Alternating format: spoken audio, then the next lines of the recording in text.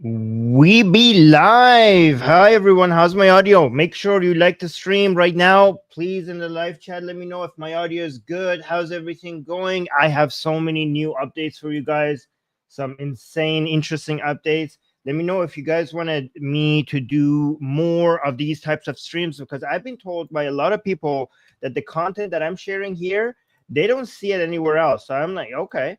They're telling me like I need to do more of this stuff, because or else there's no other source for them to get this. Okay, so guys, between the I will show you these new updates, new videos that is coming from Iran, and but in between the videos and pictures that I'm going to be showing you, I will be also reading super chats. So if there are any super chats, and also Sarah is here highlighting your comments on the screen so that you get to be part of the show, and she will also star some of them in case she wants me to read them after the show, at the end of the show. But between the videos, I will read super chats, and remember, the super chats really help us continue doing what we're doing. Let me see who's here. All right, good. We're busy. Oh, there's echo. Is there echo? All good. Somebody saying echo. There is no echo. Okay, audio is good. Hello, and thank you, Sarah, for doing. Yes, thank you, Sarah. Jean is here saying thank you to Sarah. All right, let's get started. So I don't think that. So I have a lot to go through, so I just want to make sure that I could do it as fast as possible, so that more people end up seeing the stream, so that the stream doesn't get end up too long. Yeah, okay. Jack is saying I like the stream. Yeah, guys, the rest of you, please like the streams. Liking the stream really helps us out grow the channel. So I've already shown you some images like this before to you guys, but they keep. This is a new trend in Iran. Let me show you the two that I showed you, a couple that I showed you before that you guys are familiar with when this trend was starting. This is one of them. You already seen this one, but I have some new ones just to see that this is a new trend that is just picking up. It wasn't just a video show, images that I showed you before. Again, this is an Iranian woman in Iran. Basically, this sign. This is a hijab sign saying that we thank you for abiding by the hijab rules, like putting on your hijab, and she's not wearing a hijab and showing to the sign and saying no problem. This is basically an Iranian way of saying F you, because these signs are trying to, it's a guilt trip, it's trying to say like, oh, thank you for following the hijab rules, or thank you for wearing your hijab, as a way to tell you that the sign is trying to say F you if you're in a passive aggressive way, if you're not wearing your hijab. And this woman, by saying like, yeah, sure, no problem, while not wearing hijab, is saying if you it's a passive aggressive way of saying if you back to the sign, right? And then another one, and just please note that this is in Iran and she's not hiding her face, right? She took this picture, she posted it without hiding her face. And this woman also didn't hide her face, and she decided to take it up a notch by not wearing hijab, by also showing her legs, right? Leg, singular. But again, this sign is saying, please abide by the hijab laws, please wear your hijab. And not only this woman in Iran, again, decided to show her hair, she's also showing her leg. But again, the key thing that you have to understand is that they're showing their face, because we're already used to people saying F you to hijab signs in Iran, but it used to be like this. It used to be like this image that I'm showing you. Like, they wouldn't show their face. The pictures were from the back. So this new trend where they also showing their face while they're doing that. So again, these are three women saying F you to a sign that is telling them to follow the hijab laws. But this is not shocking anymore. This image that I'm showing you, this was already, like, it's been a few years now that we get so many images like this that is just too many to show, right? But again, the reason I want you to understand the difference is, like, for example, this one is like half in between. She's not wearing a hijab. She's wearing a mask though, right? And again, this is another sign saying something hijab. Oh my God, this is like a cringe, a poetic defense of hijab, which is, as an Iranian, I want to puke, because I remember growing up with these signs in Iran. God damn it. I wish you could understand how cringe these poetry. Oh my God, I want to puke on the sign. I want to puke on this sign and how cringy these poetry are. Like I grew up with these signs in Iran, right? Oh, we got a super chat. I will read the super chats once I finish with these images. Thank you for your support, guys. Again, I would read super chats between videos and images, right? So let me actually show you another one. Again, remember these are the reason why I'm showing you is because look, no mask, no covering, showing her face. This is a casual woman in Iran wearing casual clothing. This is violating. It's not so. If you right now go walk in Tehran, you would be shocked. I would be shocked to see how many non-hijabi women are just walking, right? Violating the law, and they're just too many for the government to enforce. Too many. Again, guys, it's not that the government is trying to be better. The government is incapable of enforcing hijab laws right now because there's just too many. So it's one thing for Iranian women to just not wear the hijab because they don't want to wear the hijab, but these images are not just not wearing the hijab. This is an this is an act of defiance because she's not wearing the hijab. One, two, taking a picture of herself without hijab next to hijab signs. So what is this sign? What is this sign saying? مثل راستگویی و درستکاری حجاب دستور خود. Sorry, I have gag reactions when I read these. You have no idea. I have such a bad experience with Islamic messages in Iran when as a child there, that like I've so all right. So it says like it says just like honesty and good deeds, hijab is the command of Allah. Oh my god. And again, this is Mohsen. Yeah, Mohsen is Iranian too in the chat. He's puking, but Mohsen is also puking. Oh yeah, good job. All right. So again, look, they just think about this. This is beyond just not wearing the hijab. These women decided to go take the pictures of themselves hijabless next to these signs and then post them on social media with their face showing. So these are some new fresh ones. Again, the first two that I showed you, you guys have already seen those before, but I just want to have some fresh ones for you. So let me see. Okay, so this woman decided to cover a little bit of her face with a black line on her eyes. So she took this. Look, guys, look at this. This is not just not wearing the hijab, because originally, like initially, when women in Iran wanted to not wear the hijab, what we saw was just the head covering was missing, right?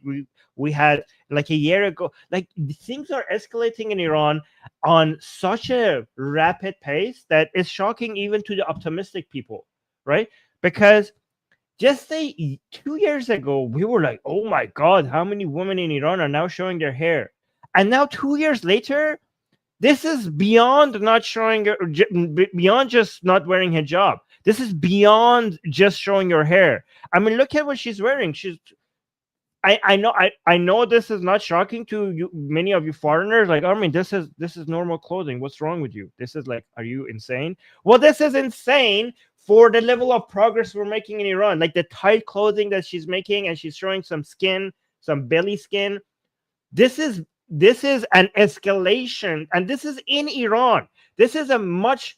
I want people to understand the environment that we're talking about. This is a huge escalation relative to what we had before, where we had the normalization of just not having the head covering, right?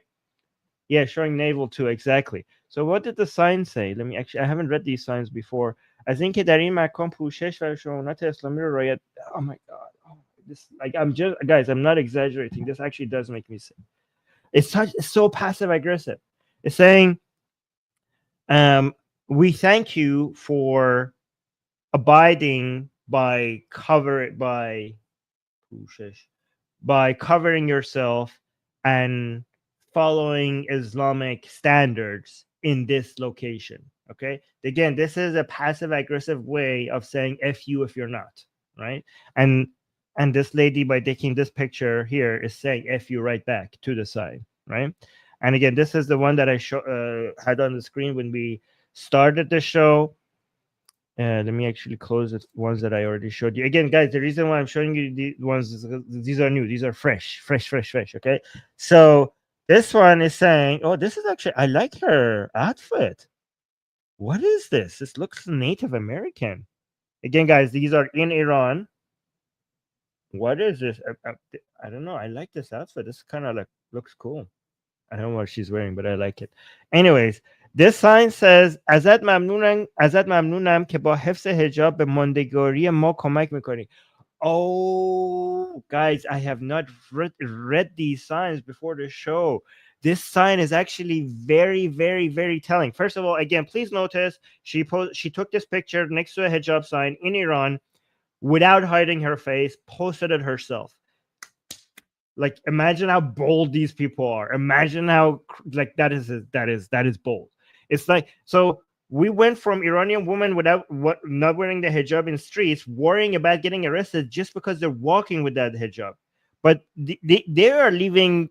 But now they are going, like, if the government wanted to crack down, the reason why this is so brave, because the government might be saying, like, you know what, I'm not going to go after every single person that is not wearing the hijab in the streets, because there's just too many of them. But the government might be like, okay, let me just go at least after the people who are advertising on their own social media for people to violating the hijab laws. That's why what these women are doing is risky, right? Because the government, like, okay, these people are pushing it. It's one thing for you not to wear the hijab.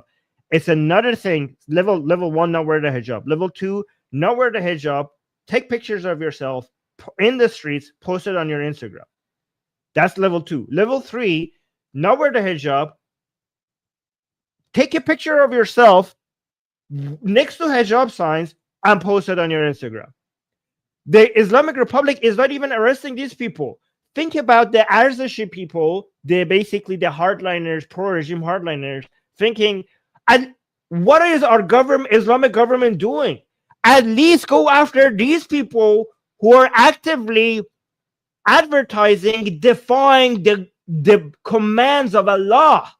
Like, this is an active promotion of violating Allah's commands. Why are you not going after these people at least? This is why so many hardliners are, this is why we're causing a huge drift, a huge infighting within the regime right now. The regime is incapable of enforcing its laws, and it's just pissing off a lot of Arzashi people. The Arzashi is the people who are the crazy hardliners that want a full-on Islamic Sharia enforcement in Iran for the Mehdi to come. That's what we call them, Arzashi, right? So this sign, by the way, is very telling. It says, ازت ممنونم که با حفظ حجاب به ماندگاری ما کمک میکنی. Which it says, I thank you, the reader as the sign, basically. I thank you for helping us survive by wearing your hijab. I want you to, people in the live chat, do you understand why is the sign saying that? This is actually very telling. This is actually a confirmation of everything, many of the things that I've been telling you on this stream about what hijab means to these people. Because helping us survive?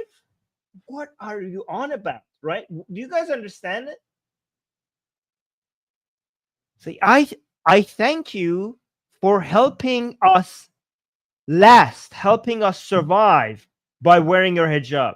Because a lot of foreigners don't understand what is the point of hijab in Iran. A lot of people think, like, okay, well, this is an Islamic law. These people are Islamic, and they say that they want to enforce a hijab law. Wait, Ali, what are you talking about? I haven't even said what this means. ازت ممنونم که با حفظ حجاب به ماندگاری ما کمک میکنی. Oh, you're talking. Oh, Ali, I think you're saying that this is about the business, the local business there, right? Okay, I get it, Ali. Okay. Ali understood what I was about to say, but he changed my interpretation. Thank you, Ali. So you're saying that this is about the local business's survival. Okay, thank you, Ali. This is why we have a good live chat. Thank you. It's good that we have a Iranian audience right here. Okay, Ali is saying yes, yes, yes. Okay, I almost misinterpret. This is why I do this live. In case I'm getting this wrong, there's people correct me in the live chat. I don't get everything right all the time, and that's why we do it live. Thank you, Ali, for being here. This is good. This is good. All right, so actually, this is now more telling. This is this is actually, oh my God, this is actually more telling now. This is another revelation then. This shows how evil the regime is. Because the regime, this shows how bankrupt the regime is, because the regime is now trying to use local businesses to enforce hijab laws themselves, right? Yes, Ali, correct me if I'm wrong. Because they are incapable of enforcing it themselves. The government is so bankrupt, so incapable of enforcing hijab laws, they can't go after every single woman all the time. They still do. I'll show you a video that they still do sometimes, right? But because there's just too many hijabless women, instead of going after the women themselves, they're going after the restaurants, the malls, the taxi drivers, the banks, or anybody who's serving hijabless women, right? So if this is a business and a government there notices that hijabless women are coming in and out, the government will shut down the business because there's just too many women without hijab. So this sign, unlike what I thought, initially I thought that this sign is saying that because there's another narrative, this narrative does exist, right? That the Zionists, the imperialist West and the Zionists are infiltrating Iran using hijabless women to take down the regime. So basically, they are spreading anti-regime propaganda by encouraging and even paying women. Zionists are paying Iranian women to be hijabless so that they could take down the regime at some point. So to turn Iranian people against the regime. So initially, I thought that narrative does exist. Initially, I thought that this sign is in line with that narrative, that wear your hijab so you could save this government, so you could save this regime, this Islamic regime. But again, Ali corrected me. This sign is not in line with that narrative, even though that narrative does exist. This sign is just the business is saying like, hey, please wear your hijab so they don't shut us down. And that is also telling by itself, showing how ill-equipped the regime is itself to enforce its own laws, that is trying to come up with new creative ways to do so. And again, this backfires, trying to get local businesses and taxi drivers and restaurants and banks and everywhere and malls and everywhere else to enforce the hijab laws themselves is backfiring on it, because the regime thought, you know what, I'm not going to turn on the people. This was their philosophy, this was their thinking, right? And it seemed like a good idea at the time. All right, it seemed like, you know what, I don't want a mass revolution. I don't want to have my soldiers in the streets, my morality police in the streets, with videos of them beating Iranian women and aggressively like arresting them, because those videos will encourage another wave of another mass revolution. So instead of having my people doing that in the streets, what if I turn the people against people by getting these local businesses to enforce hijab laws for me? And instead of me going after women, I will go after these local businesses, and they will go after women instead of me going after women, because that's not a good look. That's not a good look internationally and locally if there's more videos of me just aggressively arresting women, right? So the reason why that backfired is because a higher percentage of Iranian people, so we have these Iranian women who want to be able to have liberal, free lives and wear whatever they want. And we see more of that, right? Because we are liberal, we're secular, we're anti-Islamic here on this channel. But a higher percentage of Iranian people are actually upset about the economic situation, right? And also taking off the hijab. Guys, the hijab issue is a small fraction of the problems that the Iranian people are facing. It's a small fraction. So taking off the hijab is not for the sake of just people being able not to wear the hijab. Taking off the hijab is a symbol of standing up against the regime and all the misery that it causes Iranian people, not just the hijab, mandatory hijab laws, right? And this is what the regime doesn't understand. Most Iranian people are not upset because they have to wear the hijab. Most Iranian people are upset because their lives are ruined. Their lives are basically every day is worse than yesterday. And by the regime trying to fix the situation is going after people's businesses. Do you understand? They're saying like people are struggling to make ends meet, and now the regime is coming into to taxi drivers and telling them that we will take your license away if you give it if you're driving hijabless woman. They're going to restaurants and saying that we will shut down your restaurant if hijabless women are eating here. So the regime thought like, I have a solution here. And now this is turning more people against the regime because the regime is basically going after their income. So this backfired because it shows how out of touch the regime is, given in this environment that everybody is trying to find any way possible to make money and make ends meet, and the regime is basically going around and shutting down stores, shutting down restaurants, shutting down taxi drivers because this woman so that backfired miserably, right? And let's go to this next image. Oh no, that image I'm going to show you guys later. I have videos, right? But before I will put this video on screen, but before I show this to you guys, let's do some super chats, and let's put this here. Okay, so I will read super chats in between. Guys, help us with super chats and memberships and all of that. That will really help this channel grow. But please do not do super chats if you're struggling financially, okay? And also, Sarah, if people star more comments if you can, so that at the end of the show I read more comments, okay? So I don't know how to pronounce your name, but thank you for the shekels. I appreciate it. Saying, love you, Armin. Keep on the good work, man. Well, thank you. I appreciate your support from Israel. I love it when I get support from Israel. Honestly, I love it when I get support from anywhere, but Israel I love the fact that we have more Israeli followers here on this channel now.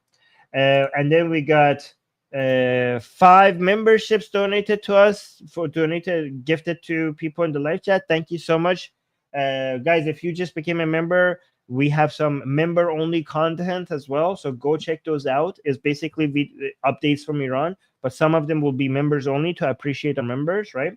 So thank you so much for that, Dutch Gabbers. Appreciate your support. And Dutch Gabbers became a member himself or herself as well. I appreciate that. Thank you. Yusuf saying, please play the speech that Reza Pahlavi did yesterday. Guys, let me know if you guys want me to do that on a future stream, on the next stream. Like, I don't know how much demand there is for that. Let me know in the comment section after the stream is over if you want me to analyze Reza Pahlavi's speech, because a lot of Iranians are talking about it. But thank you, Yusuf. Appreciate that. All right, let's go to this video. This is woman in Iran. This is a new, again, you have seen a lot of like messages on walls, Iranian women and men writing their messages on walls. So this is not anything new on this channel, but if I get new ones coming in, I would like to show it in the stream, like, because these are new, right? So we could see what are the latest messages that people are writing on walls in Iran, so you guys get updated on what Iranian people are thinking, what messages they're trying to send to the rest of the world and their fellow Iranians. So let's see what she has to say. Let's see what she says.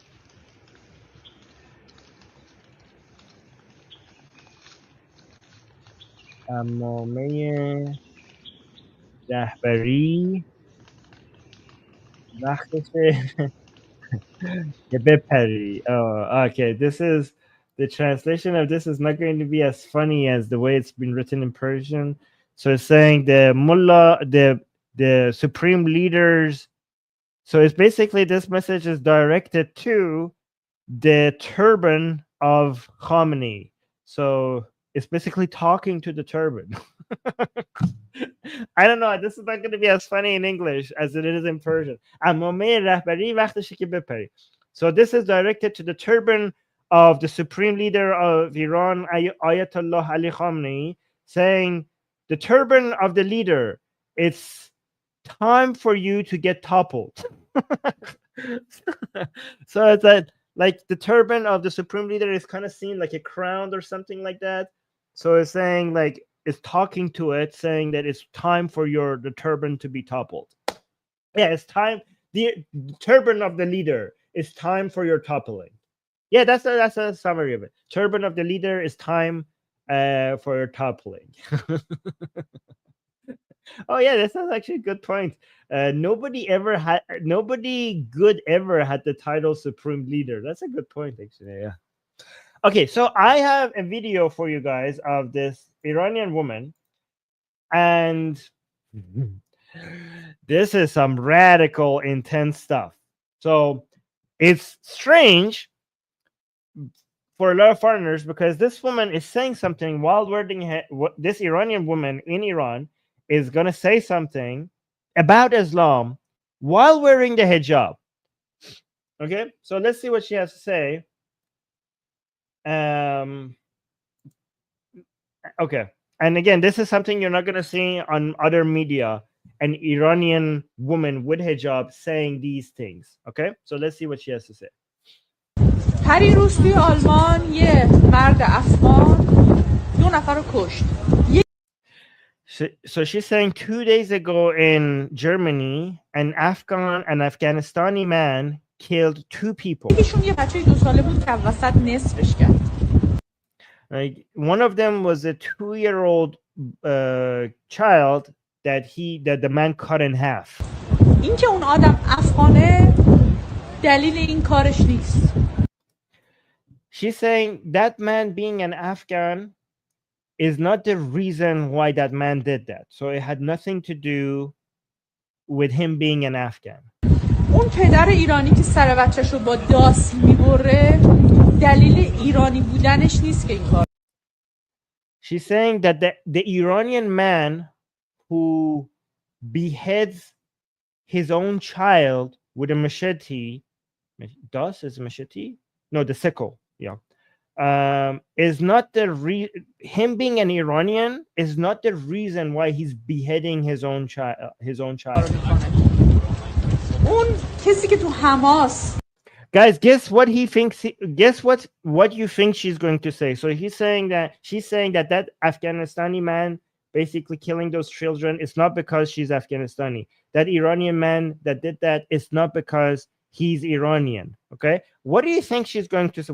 What do you think she's getting at? کسی که تو حماس فلسطینی رو داره این کارو تجاوز و قتل انجام میده به خاطر فلسطینی بودنش نیست. She's saying that man in Hamas who is doing what he's doing, like the terrorist activities that a Hamas member is doing, it's not because that man is a Palestinian. So him being a Palestinian, the Hamas terrorist doing terrorist activity, the reason he's doing is not because of that man being Palestinian, right? So what do you think she's getting at?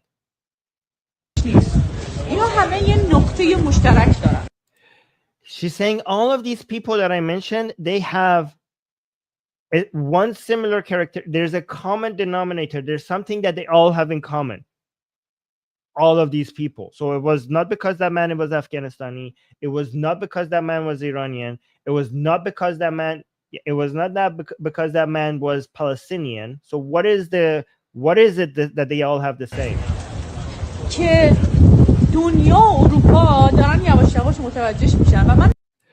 And she's saying this is something that the world and Europe is slowly realizing. And she's saying, and I am very much in agreement with Islamophobia. her words, not mine, okay? She's saying the world and Europe is waking up, and I am very much in agreement with Islamophobia.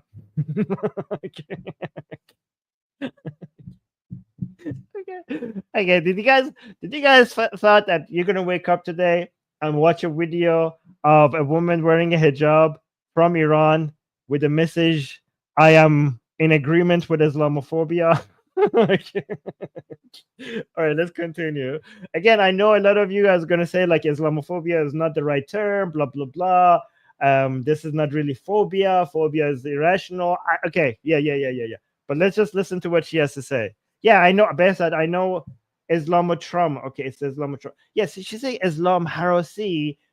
If you look at the translation to Islam Harosi, people will say Islamo phobia. Okay, but that's what the translation is. Okay, so let's continue.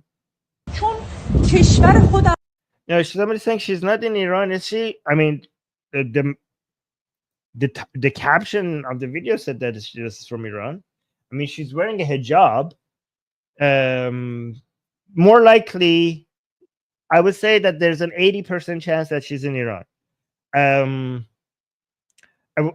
Somebody who agrees with Islamophobia, I don't think that if they're not in Iran, they wouldn't be wearing a hijab. So, given that she's wearing the hijab, I would say that there's an 80% chance that she's from Iran, and she's Iranian. Most Iranians are in Iran, so yeah.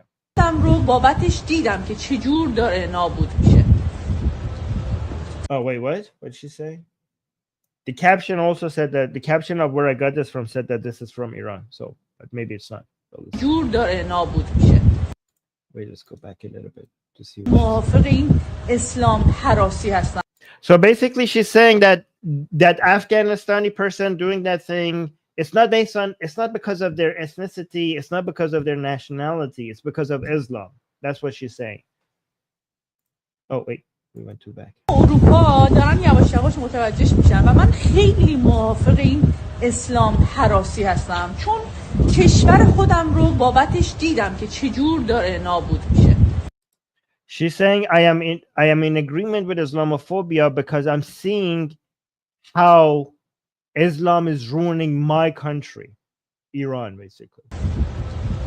تبعات این کار افغان توی اروپا دامن امثال من پناهنده رو حتما میگیره. Okay, so maybe she is not in Iran. I don't know if she is or not, because she's saying that what that Afghanistani man did, his action will affect a refugee like me. Okay, so maybe she's a refugee in Europe or something, right? So maybe I'm right. ولی چیزی که داره ریشه مملکت ما رو میسوزونه این تفکرات متعصبانه اسلامیه که به خودش اجازه میده به بقیه بگه کافر و نجس. But whatever the thing that is basically burning the foundation of our country, is that what you said? Is the Islamic ideas that ما رو میسوزونه. Yes. این تفکرات the thing that is burning the very foundation of our country. چیزی که داره ریشه مملکت ما رو میسوزونه.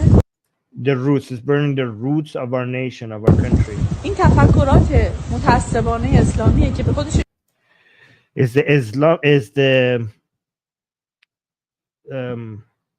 zealot is متعصبانه is these zealot ideas of Islam. What do you call dogmatic, or what do you call these ideas that people believe in very aggressively? So these basically saying it's these Islamic ideas that, let me see, how do you translate muta'assibana into English? It's like something that you are dogmatically and aggressively believe in. Let me see.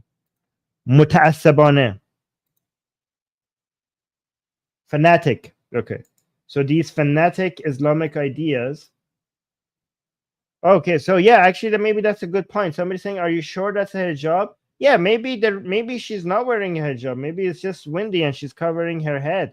That's a good point. Yeah. That's a good point. Maybe she's an Iranian, because it's weird that if you're proud Islamophobic and if you're not in Iran, then why would you be wearing the hijab? Right? So if you're this much anti-Islam, maybe it's not a hijab. Maybe it's just like it's windy and cold. That's a good point. Thank you for that.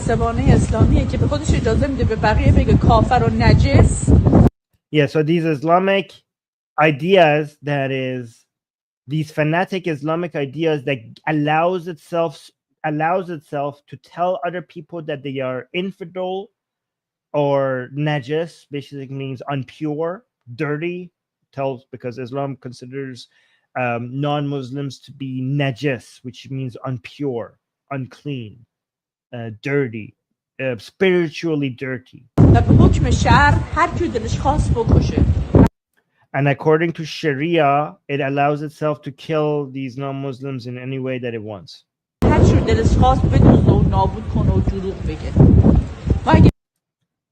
It allows itself to destroy in any way it wants and lie in any way it wants. Hey guys, Taqiyya, the thing some people were mentioning, she's referring to Taqiyya.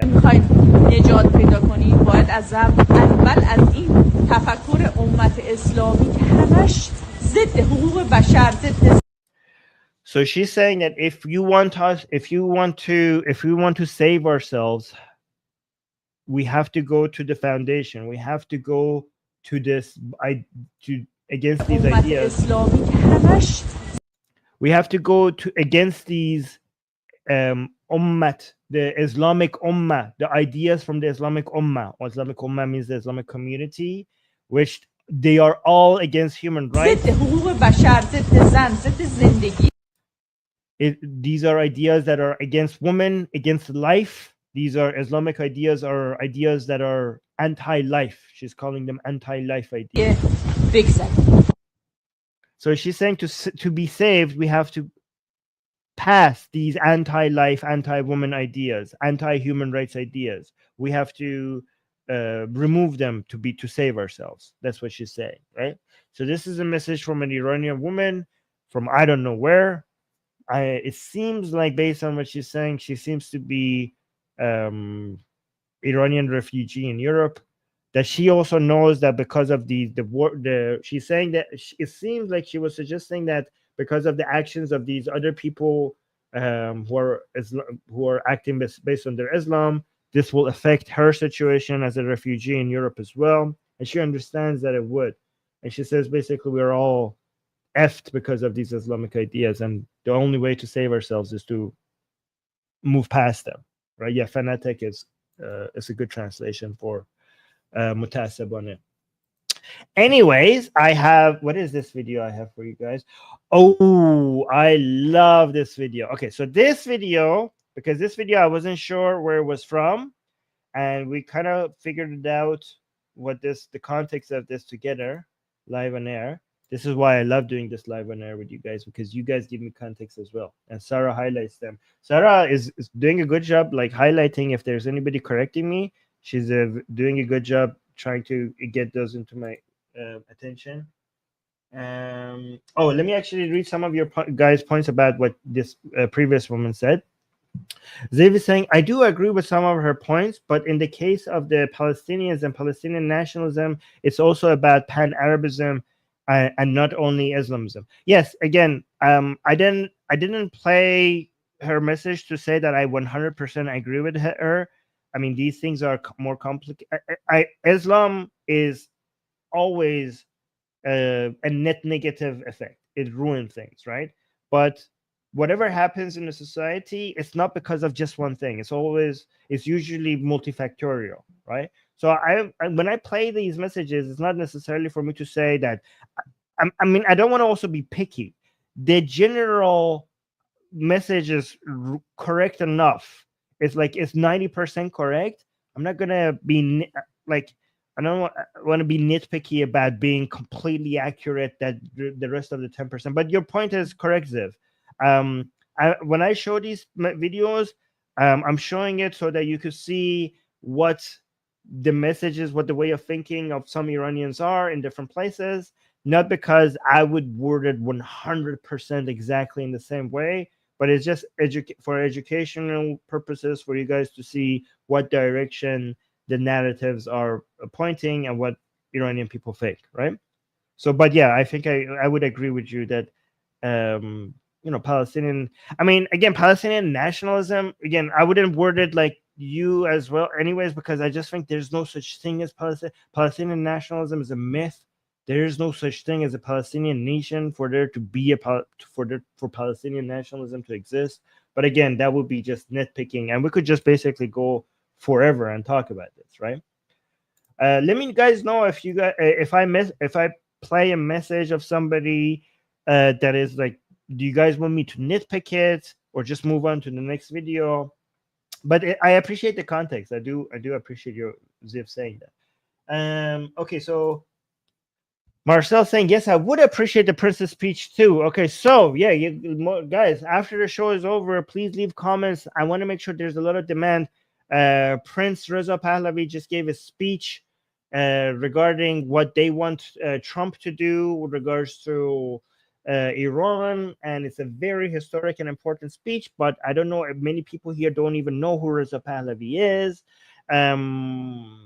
Maybe I don't know if there, how much demand would there be for me to review that speech for you guys, right? Maybe I should do a show, do more shows introducing him to you guys. Let me know if that's something you want to see. Contra saying, it is true though. Imagine Afghanistan was a non-Muslim majority country, or most people in that country weren't Muslims, then Taliban and Sharia would never exist in that country. Yes, it is true that Islam is a necessary condition for Afghanistan to be this miserable, okay? But is it an enough condition? So we have necessary, but enough, because Afghanistan things started getting ruined in Afghanistan initially because of communism, not because of Islam. Communism came and ruined Afghanistan while it was progressing really fast, and things were going up, things were improving, and then Islamism came and took over the power vacuum. Basically, very similar to what happened in Iran. It was at first it was communist, like leftist communist ideas that ruined Iran, and then Islam came and filled the vacuum. And now that's happened. That's why a lot of people, Iranians, are warning Westerners that, hey, these woke. So communism maybe doesn't have as much power as before, but wokeism is now taking the place. So we saw Afghanistan, communism took everything down. Islam came and filled the power vacuum. Then it happened in Iran as well. And now when Europe, we're saying the wokeism could weaken your institutions and the framework that you have in a country enough for Islam to be able to fill that vacuum. Again, I believe Western institutions are more powerful for that to be able to completely take place. But again, you have to learn from history. You have to look at what happened in Afghanistan and Iran. These were countries that were growing and improving very, very fast. So it was a 1-2. It was like a communism and then Islamism. So it's not just Islamism. It was like Islamism by itself would not be able to do what it did. It required the initial hit that those countries received from communist ideas for this to be able to happen, right? So it's complicated. Again, even what I'm saying is very simplified version of what happened, right? It's usually when it's not, it's multifactorial. Idan is saying, Armin, me and my girlfriend started watching Tehran after you mentioned it on David Wood. Does it portray life in Iran well and the IRGC agents? Okay, so I did not watch it because a lot of Iranians say, okay, so some Iranians say appreciate it. Some Iranians told me that they didn't like how it shows many of the anti-regime people as just drug users and stuff. Like, I haven't seen it, so I don't know. I heard the acting is not as good. That's why maybe I should watch it. Let me know if I should watch it. So guys, Tehran is a show made in Israel about some Iran and some Israeli spies in Iran. So a lot of people will love that. Yeah, I haven't watched it because the ratings on IMDb were not that high, but maybe I should watch it. You know, are you enjoying it, Idan? Do you recommend I watch it? Let me know if it's a good show. Okay, let's get to this video. So this video is, I love this video. Okay, so this video just went viral on Iranian social media. Okay, so unlike the previous video, it's very clear what this woman was wearing and where this is. This is a video in Iran, And this woman is not just wearing the hijab, she's wearing a very specific type of hijab. Do you guys know what this type of hijab is called? Oh, do you guys like? Okay, so you know the producer personally? How? Yeah, guys, let's focus on this one right now, right? Let's focus on this images video right now, and then I'll respond to your comments. So yeah, so good. Wub knows what. Yeah, thank you, Sarah. So Wub is saying chador. Yeah, this hijab is called the chador, and the chador is the type of hijab Iranians would wear if they are religious. Okay, so it's basically going above and beyond what is mandated by the government. So you're signaling that not only do I wear the hijab that is required of me, I will do more because I'm just a I'm doing more because I'm a religious person, right? So this is religious families wear this, right? So Jean is saying, what's the difference between chador and niqab? Niqab is has a face covering.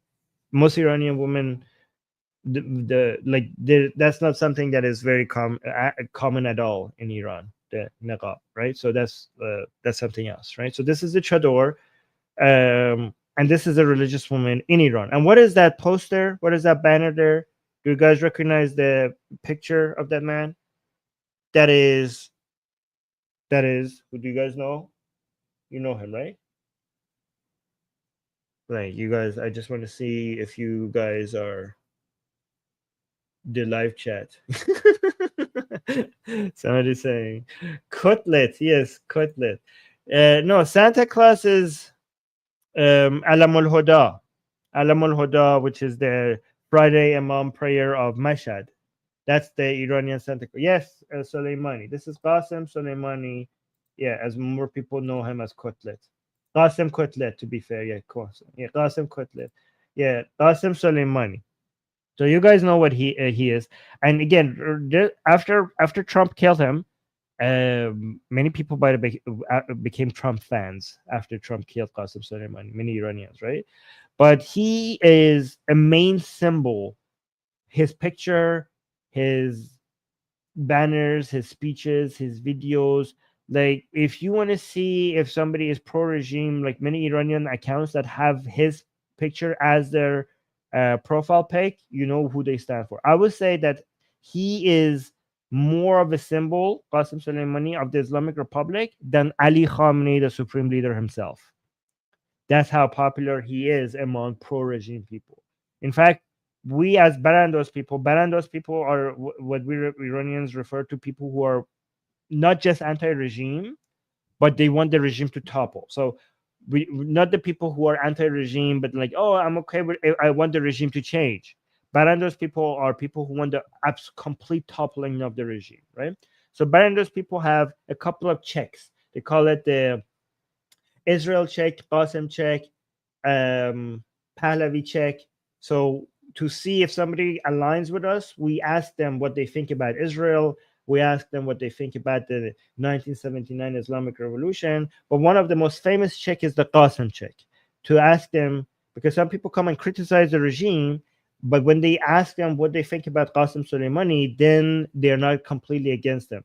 To us, that's a huge red line. Like, you are not with us if you are. So we do a Qasim test. We test what they think about Qasim Soleimani to see what side they're on, right? And standing, basically taking positions against Qasim Soleimani's images is a huge signal of being anti-regime. So with all that context in mind, look at what's happening. This is a poster of Qasim Soleimani in Iran, and this is a religious Iranian woman passing by, and look at what she does. Watch this.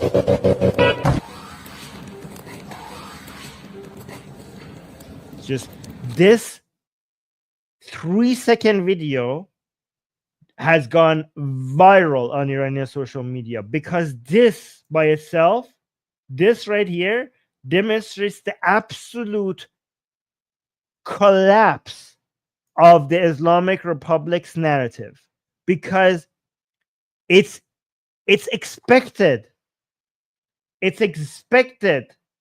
from the regime to lose somebody like me. I'm a liberal, I'm an atheist, I'm against Islam. I'm a secularist. Of course, the regime loses me. The regime doesn't even care about me. The regime is not even trying to gain people like me back. They're not even trying. I am too far gone for regime. But the fact is that we know how devastating the situation is for the regime when they lose not me, when they lose her. This is a Muslim woman who's not just your average Muslim woman. No, this is not AI, guys. This is real. That's bullshit, guys. You guys have no idea about the capabilities of video image generation if you think that, right? This has gone viral on Iranian social media, and we have seen, and it's a continuation of more religious women, more chadori women not standing up against the regime. So this terrifies the regime because this is the regime's base falling apart.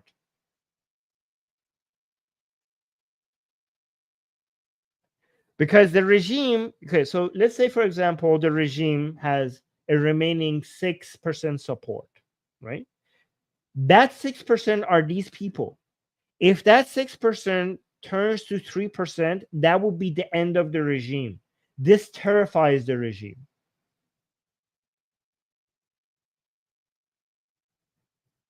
Yeah, a lot of people are coming up with these theories, or she's not religious, but is covered up to prevent being identified. Again, these are conspiracy theories, in my opinion. You don't need to cover up like that, especially with Islamic. If you are an if you're not a really Islamic person in Iran, that's not how you cover yourself. You wear a mask. Like, you could just wear a normal hijab will do the covering for you, right? But again, this is just a continuation of more and more and more religious Iranians that are completely in line with being Shia, like very Shia, and they are becoming anti-regime as well. And again, they are anti-Qasem Soleimani. So this is an Iranian woman who is not anti-regime because the regime is not Islamic enough. Because we have two. So let me actually explain to you what is happening. Again, guys, some of your theories make no sense, and I'm telling you based on somebody who follows these things very carefully. Like when I say I follow these things, I'm talking about I am in their social media. I'm in their account. And I also, by the way, for people who are coming up with the conspiracy theories that this is AI, I also follow on my free time AI technology as well, right? So this specific, you guys have no idea about how AI generation works if you think this is AI. I mean, we haven't gotten there yet to produce something so specific with that text on the wall in the way that with the Qasem Soleimani's image, this precisely being like him. Like, you guys don't know what you're talking about, right? I mean, I'm sure we will get there with AI at some point, but this is not AI. Not even close, right? But let me actually categorize the different religious Iranians who are very Shia but are turning on regime. There's two kinds, right? So we have the very religious Iranians who are pro-regime. I'm not talking about them. But the very religious Iranians who are anti-regime, some of them are anti-regime because the regime is not being Islamic enough, because the regime is not enforcing hijab laws, and because the regime is being very weak and pathetic in response to Israel. So they think that this is not the Islamic government that we want. If you are so pathetically weak that you cannot enforce hijab laws, and because you are given you're not standing up against enemies of Islam like Israel, and now a new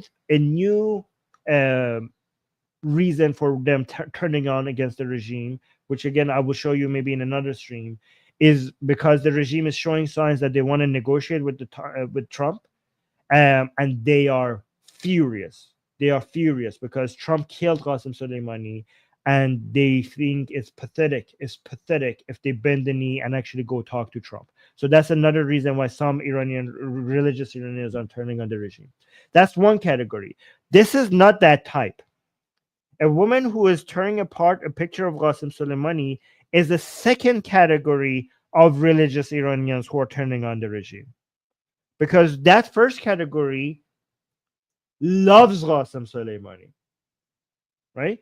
The category of Iranian religious people who are turning on the regime because the regime is not Islamic enough, those people love Qasem Soleimani. They would not do this to the picture of Qasem Soleimani.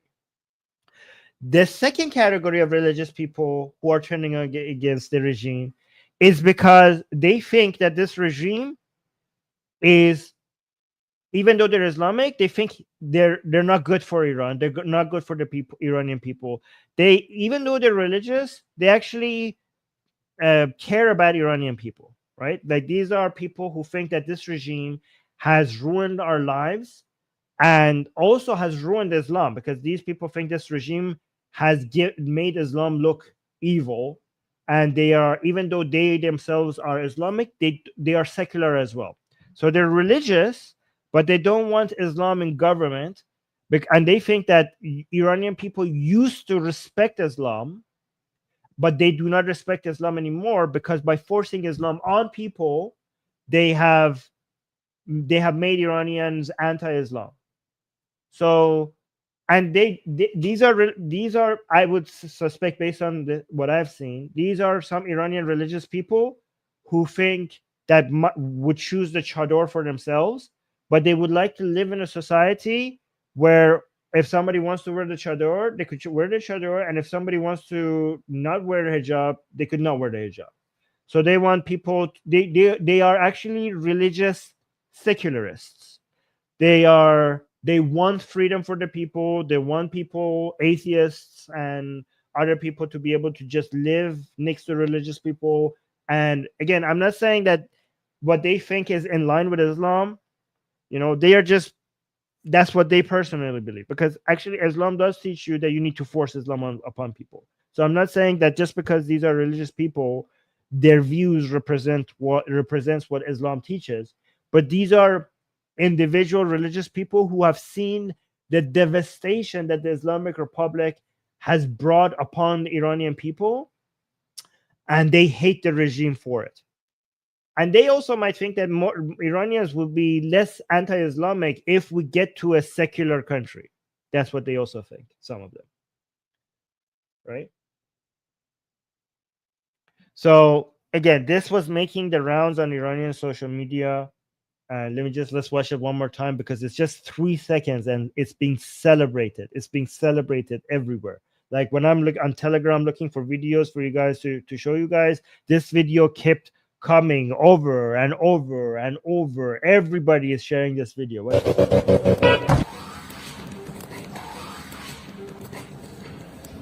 Simple act of defiance, right?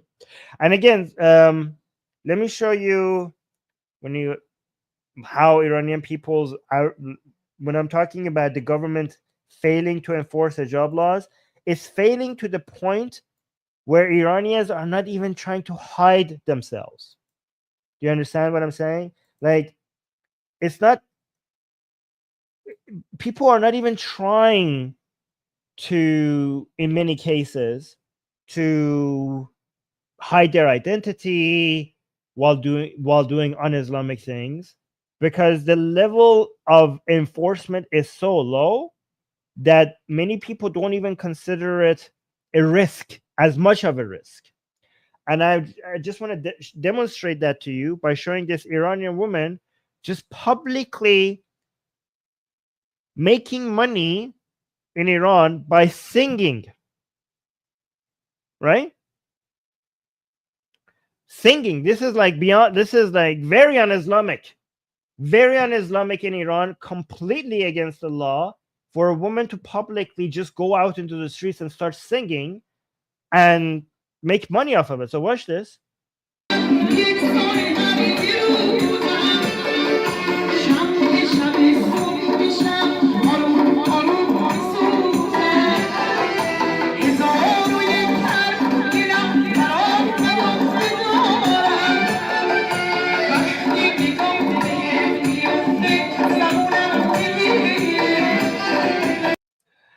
Danny thinks singing is not allowed. Iranian women, if they want to sing, they have to be drowned out by the sounds of men. So they only initially in Iran, it was not allowed for them to sing at all. And then later on, it became the law says that if there is any singing, because Iranians love dancing and singing, like the regime could not continue to say women cannot sing.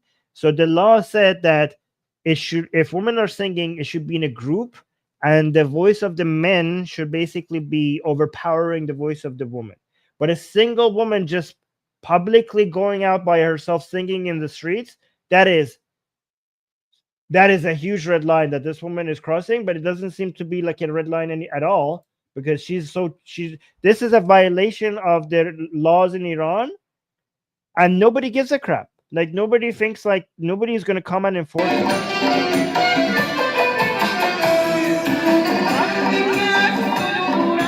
So I just want to continue because she's making money off of this. People come and give her money.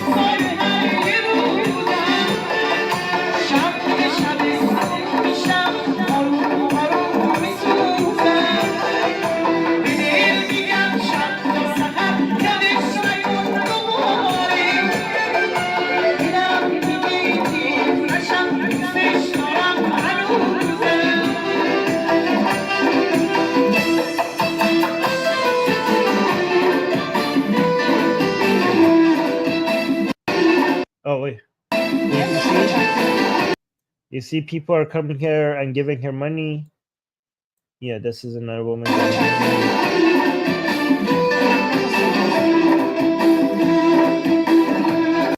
All right, so it keeps going. It keeps going. Speaking of singing and dancing, do you want to see escalation? We have escalation.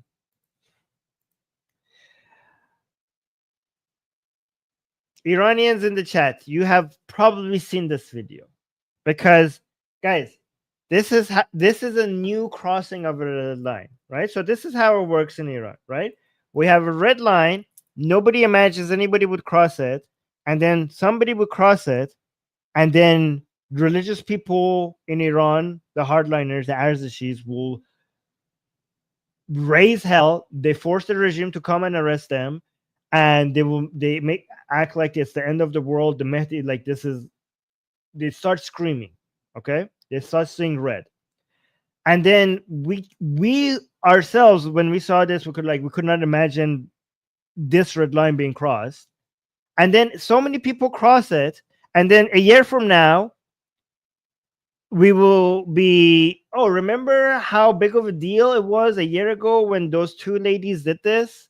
And like, oh my God, yeah, that was such a big deal. But now it's a normal. Now it's a normal act now.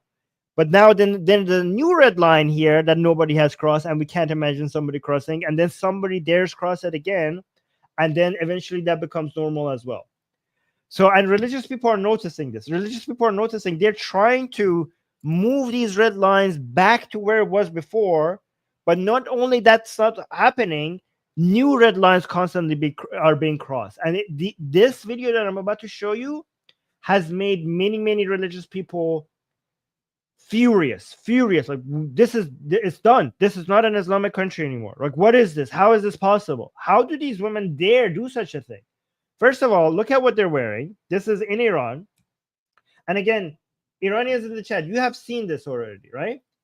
And it's two Iranian women dancing without hijab. And it's not just, we have not hijab. One of them is showing a lot more skin than used to be normal just 6 months ago in Iran, showing some navel as well and some chest.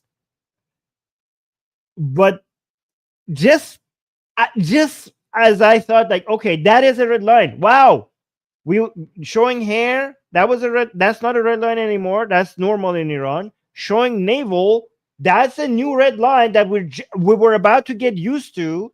But that's not important anymore. Why do you guys think that this is a major escalation? This video, right? So they're dancing. Let's just play this. Oh, this song is probably going to get us copyright strike, so I'm not going to play it. So this is an Iranian rap song. Hold on. Yeah, it's an Iranian rap song. But guys, why do you think?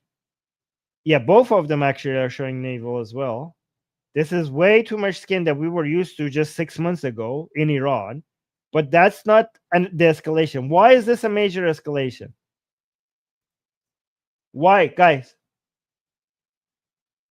It's not rap? Okay, I don't know my songs. I don't know my genres. Guys, tell me in the live chat. No, what people are saying because the belly is exposed. No. That would make my jaw drop like 6 months ago. But 6 months ago from now, I'm seeing so many bellies being exposed in Iran that like I'm still getting used to that from Iran. But this is, I said, a major escalation. Yeah, Sarah is getting it because of the place. They're doing this in a holy place. This is a holy site. This is the shrine from the martyrs, the nameless martyrs. This is a shrine dedicated to the nameless martyrs in Iran. This is a holy burial ground, Islamic holy. This is a sacred place.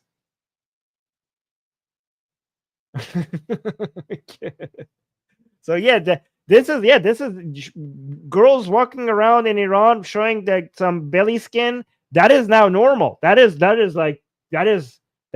going to shock people anymore, right? But this was earth shattering. This was, I mean, look at them. They're laughing as if nothing is, as if they're so chill about it. By the way, they both got arrested for this. Yes, and the cat lady is saying, some people are saying this is a green screen. But again, whether it is or not, they released this and they got arrested. Sarah, can you confirm that these two women got arrested?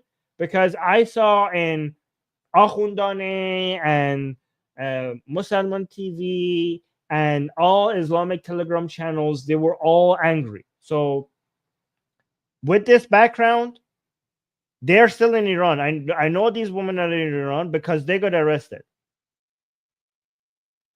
Somebody saying it's not green screen. Yeah, somebody saying it's obviously green screen. Some people are saying it's not green screen. Okay, I don't know if it's green screen or not. Okay, but they did get arrested. This was bold. They decided to make this video and post it. It's an insult to this location. So let me see. Yes, actually, I know that these women get arrested because Susanna was actually telling me if we want to cover this on the news segment, given that they were arrested.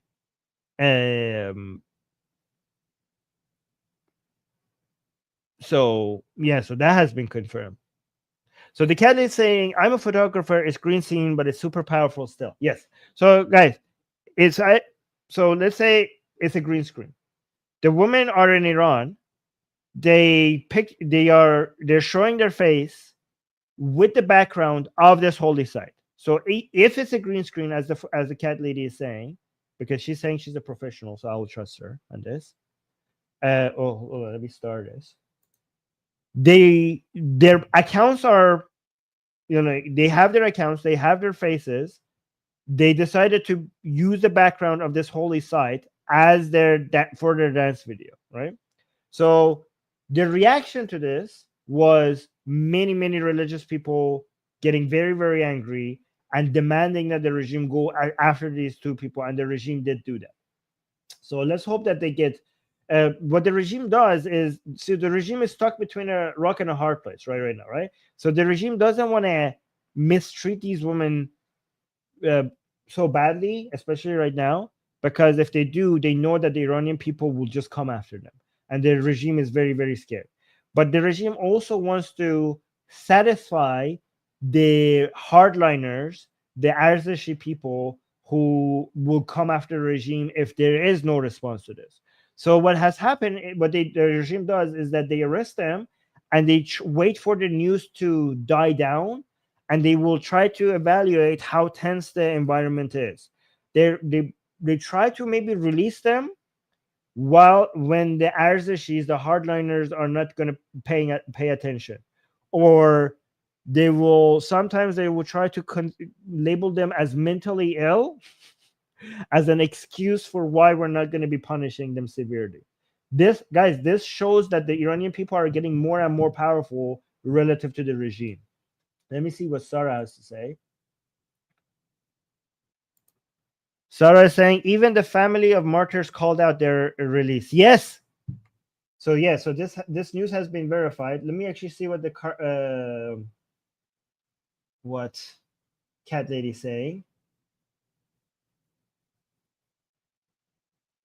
Okay, so the cat lady is actually happy that they're using a green screen. So the cat lady is saying, I'm a photographer. It's green screen, but it's super powerful still. Okay, thank you so much, the cat lady, for giving us that information. But also Sarah, let me see what she has to say. Sarah saying, even the family of martyrs called out their release. Yes, this was on the news as well. So they were arrested because they considered this to be the insult of the martyrs of Iran, which is considered something very sacred and holy. And the family of the martyrs came out and issued statements saying that these women are just having fun, and this regime arresting them just shows that the regime is just anti people's happiness, and that is a huge burn for the regime. See, this is why the regime doesn't know what to do. The regime is noticing hardliners asking them to arrest these people for it being an insult to the martyrs of Iran, and then they arrest them. And look how bad of a look that is it for the regime, where the family of those very same martyrs that these women apparently insulted are coming out and condemning the regime for arresting these women and saying that this regime is just anti people's happiness for arresting people for dancing.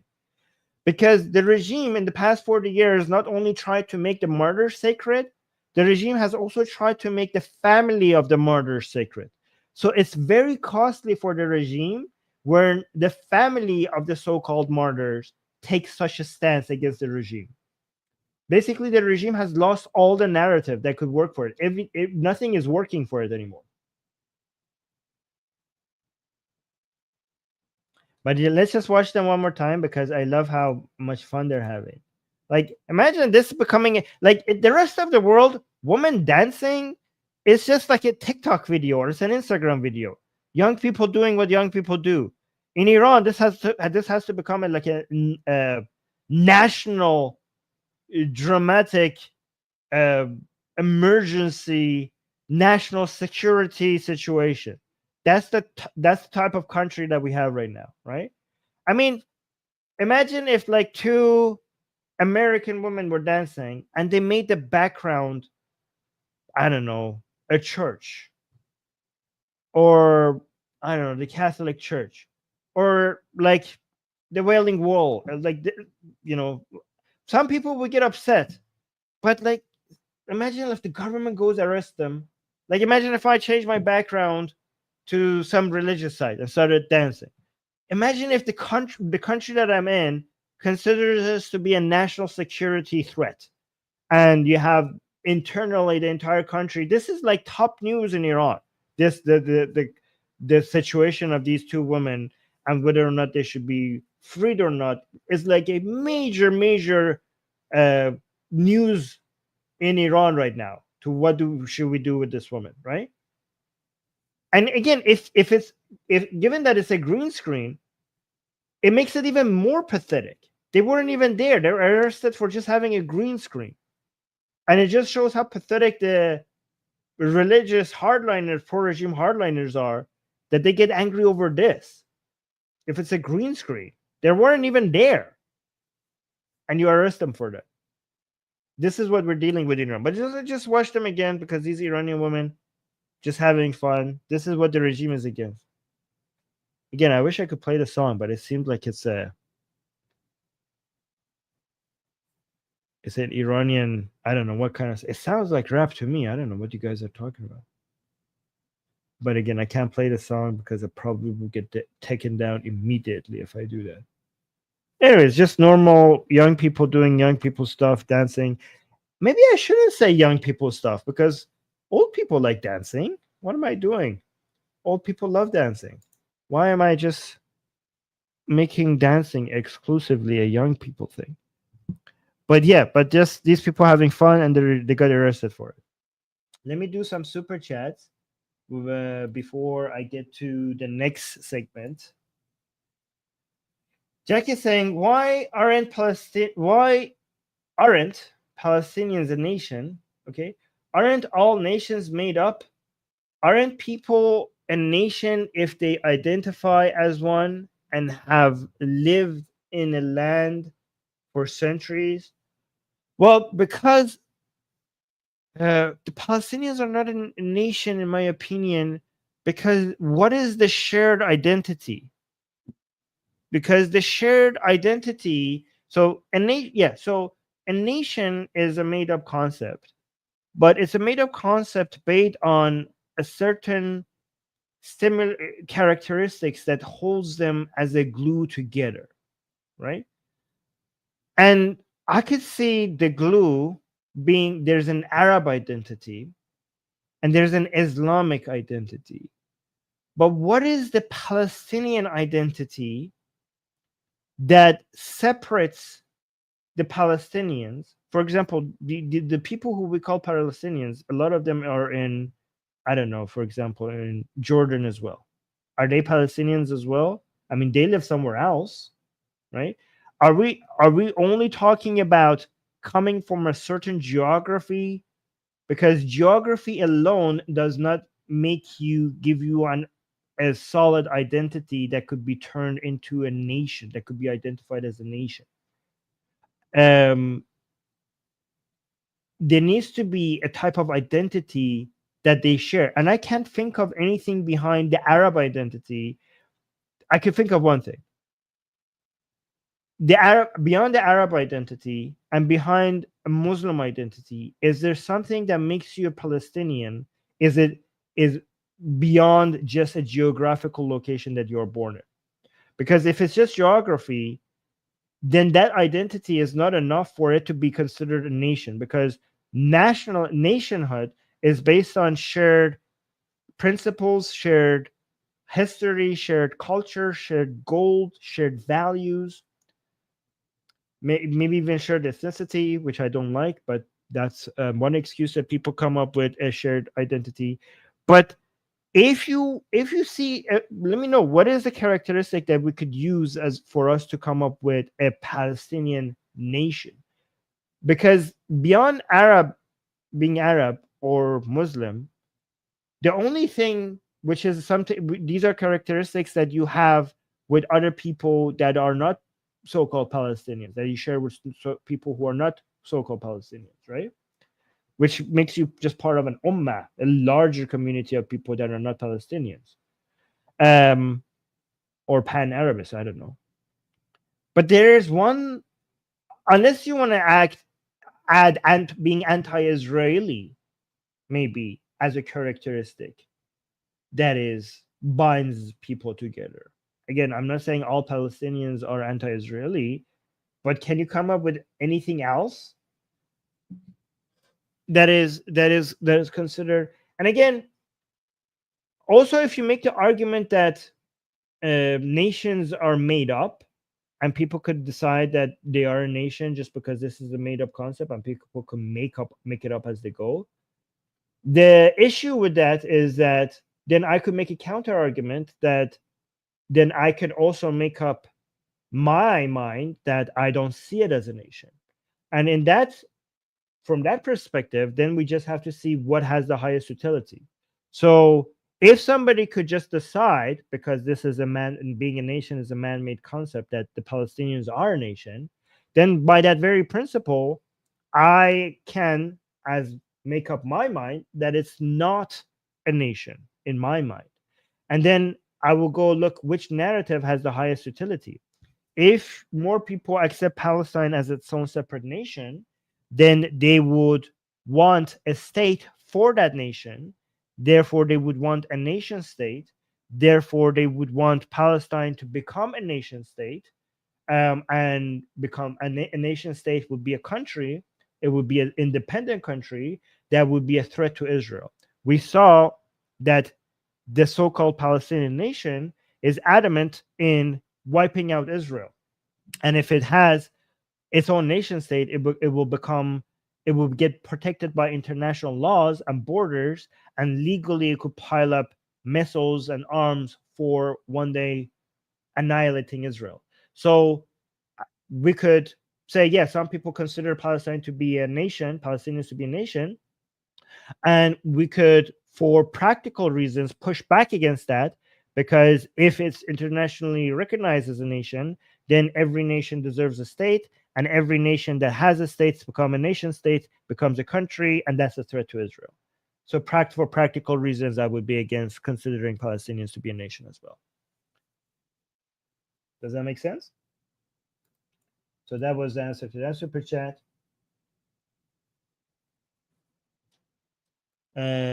Jim Holy saying, do you think DeepSeek should be banned? No, DeepSeek is open source. How are you going to ban something that is open source? And DeepSeek is actually, I'm not going to get into it here. DeepSeek is actually a good thing, and it's also good for, thank you for the super chat, by the way. It's actually good for NVIDIA. People who are selling off NVIDIA, I think they are misunderstanding what's happening. If it's cheaper to use AI, more people will use AI. If more people use AI, they're going to need more American-made chips and then GPUs. It's called the Javelin effect. Go look it up. But thank you for the super chat. The cat lady saying, people start to question the Palestinian nation myth. I credit Musab Youssef. He widened the Overton window. He's what? Provocative, I think you mean, right? Provocative, but he's provocative, but later makes people think. Yes. I don't know if he started it, but if he started it, well then credit to him.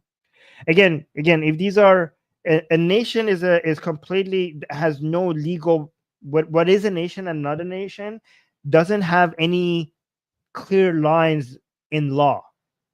So it's based on, even if something is based in law, it's made up. But we have things that are made up that are now being codified in law, and we have things that are made up that are not yet codified in law. A nation is something that we could just decide if something is a nation or not, and it's which one is true is based on who wins the narrative war, right? So you could consider it a nation, I could not consider it a nation. But what is, so even though a nation is not codified by definitionally in law, a nation state is. And being a nation state, it requires for you to be recognized as a nation for eventually turning into a nation state. So it works for our sakes. Defending Israel for us makes sense for us to stand against Palestine being recognized as a nation. Anyways, let's go to this picture, because I want to make sure that you guys seeing the latest writings that people have on walls inside Iran. So this is in metro. I think, is this a bus or a metro? Yeah, I think this is the train, guys, right? This looks like a metro. Yes, it's a metro. So just, yeah, these are, again, we have already been used to these messages in Iran. People write things on walls all the time in Iran, but the new ones that come out, I want to make sure that I show you guys that, so that you're updated. Hey, so we have somebody spamming. Sarah, can you let me actually ban this guy? Should I ban him or time him out? Maybe I should just ban him. No, timeout. Let's do timeout. Okay, so Sarah, if you see somebody like that doing spamming the live chat, please time them out. What was the spam? Let's actually, and then if they continue to do that, just completely ban them. So this guy was saying Islam is the future of Europe and America. So that's his username. or her username, and the message is Islam is the future of Europe and America. Cope Armin, non-bred Navabi, you have nightmares of Islam growing. You cannot stop Islam. I'm okay. Are you okay? You posted this message a million times in the live chat. Sounds to me like you're the one who's afraid. It's like, I mean, this is like, is this projection? I'm doing, you are desperately trying to get my attention by posting this 1,000 times. That shows that you're worried. I mean, if Islam cannot be stopped, then why are you here? Like, you should be fine. You should just be chilling. The fact that you're so desperately on an atheist channel posting this, to me, maybe suggests that maybe you're afraid. Maybe Islam is not fine, or else you wouldn't be here spamming us. And it seems like this looks like cope to me. And I think like you're projecting your insecurities onto me. All right. Let me see. Oh, Sarah saying I need mod permission. Okay. I mean, we have one Sarah that has mod permissions. You could also comment in the chat and I will give you mod permissions. Say something in the live chat because I can't do it from here. Okay, there we go. We have two Sarahs in the live chat. And hoy, yes, this Sarah. Let's make this Sarah. No, how do I do this? Go out of my way. There we go. So now we have two Sarahs that are add as moderator. There we go. Okay, both Sarahs are mods now. We have an Iranian Sarah and we have an Israeli Sarah. And now the two Sarahs are both mods of this channel. Anyway, so I wanted to show you the latest writings that people are being displayed, people are writing. This is a Iranian metro, Iranian train in Iran. And again, as I mentioned on this channel, we try to see the latest messages that people are writing on walls in Iran. Even though you guys are used to these messages because I show them to all the time, I just want to bring you the latest ones. Okay, so this is an Iranian metro, and this one says, "Marg bar Jumhuri Edami, Khamenei nang bar to pedersek." Okay, right. So this is just look at people just casually standing by. Again, remember when I was in Iran more than 20 years ago, my jaw would drop if I just saw this written somewhere. But now people just casually are writing this everywhere, and it's just such a common thing to see in Iran that people write these on different places, right? So Magbar Jumhuri Edami says, "Death to the Islamic Republic," but instead of saying republic, it changes as Jumhuri Islami. It changes it to Edami, right? Edami would be translated to executionary republic. Is that a good translation? Let me see. Executionary, right? Edami. No. Edami. Executionary. Yeah, executionary. Yeah, I think that's a good translation, right? So saying death to the executionary republic. So instead of saying Islamic Republic, it rhymes better in Persian, so it makes sense more in Persian. And then it says Khamenei nang bar to pedersek. So it's saying curse be upon you, Khamenei. Pedersek is an insult in Iran. It means that you're born of a dog. Your father is a dog, which is an insult to dogs, to be honest. I love dogs. But again, it's a common insult in Iran. Yeah, pedersek means dog father. Yes. Again, but people don't actually mean that when it's just a comment, it's just a saying. People, it's just like it's not like an insult to dogs. Let's be fair to dogs, but people just say that because it's just a common insult. Yes. So again, this was a sign just recently seen in Iran. People took pictures, and oh yeah, and we have Sarah saying there are undercover agents everywhere to arrest who writes those anti-regime slogans. They truly risk their lives writing those. Yes, but it's true. Sarah was saying it's true. There are people still trying to enforce these, and this is risky. It's just that there's too many of these signs. So even just yeah, sorry, it's a good point that Sarah is making. I don't want people to get the interpretation that the government is completely hands off, not arresting anybody and not trying to enforce these laws.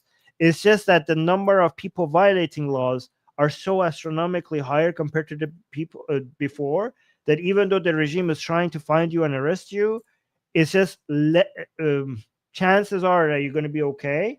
I mean, it's still very brave, because there are also some chances that you could get effed significantly, right? So, but people are more daring right now, is just because they're higher in number. Like having being higher in number makes people more daring. Oh, thank you, Generous. I like this channel. Yeah.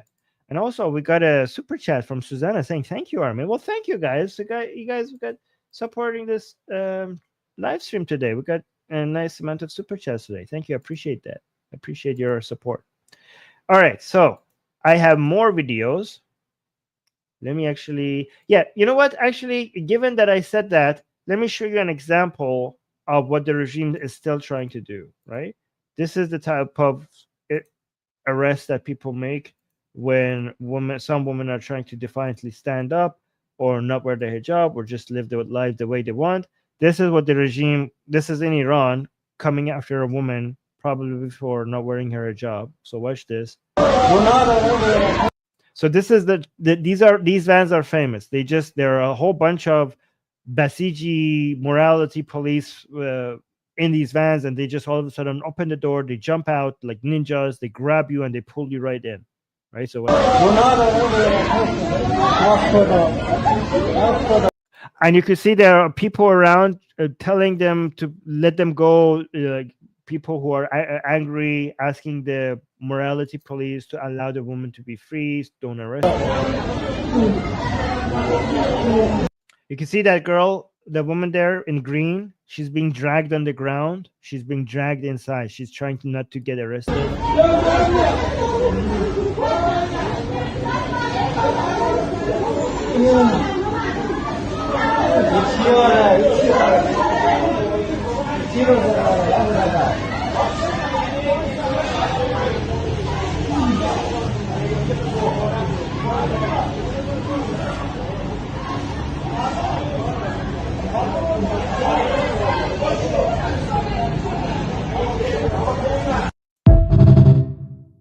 Okay, so that was he.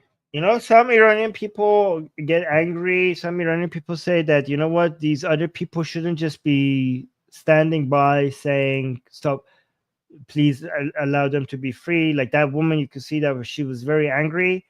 There is some tension between, some women are saying that Iranian men should actually become more aggressive here. Like, okay, that man tried to go do something. You can see they pushed him away. But some Iranian women say, like, okay, these men should like become much more physical in situations like this.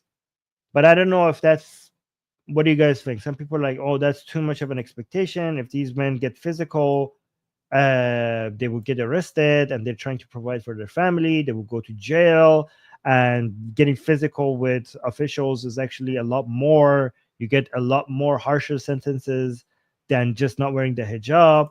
But that is a huge discussion. So you can see that this woman here is very angry, yelling at the morality police to let the girl go. This man in white is trying to negotiate with the morality police to try to saying like, please let her go. You can see that man in white is like letting them go, ask them to let it go. That woman is very insistent, constantly yelling.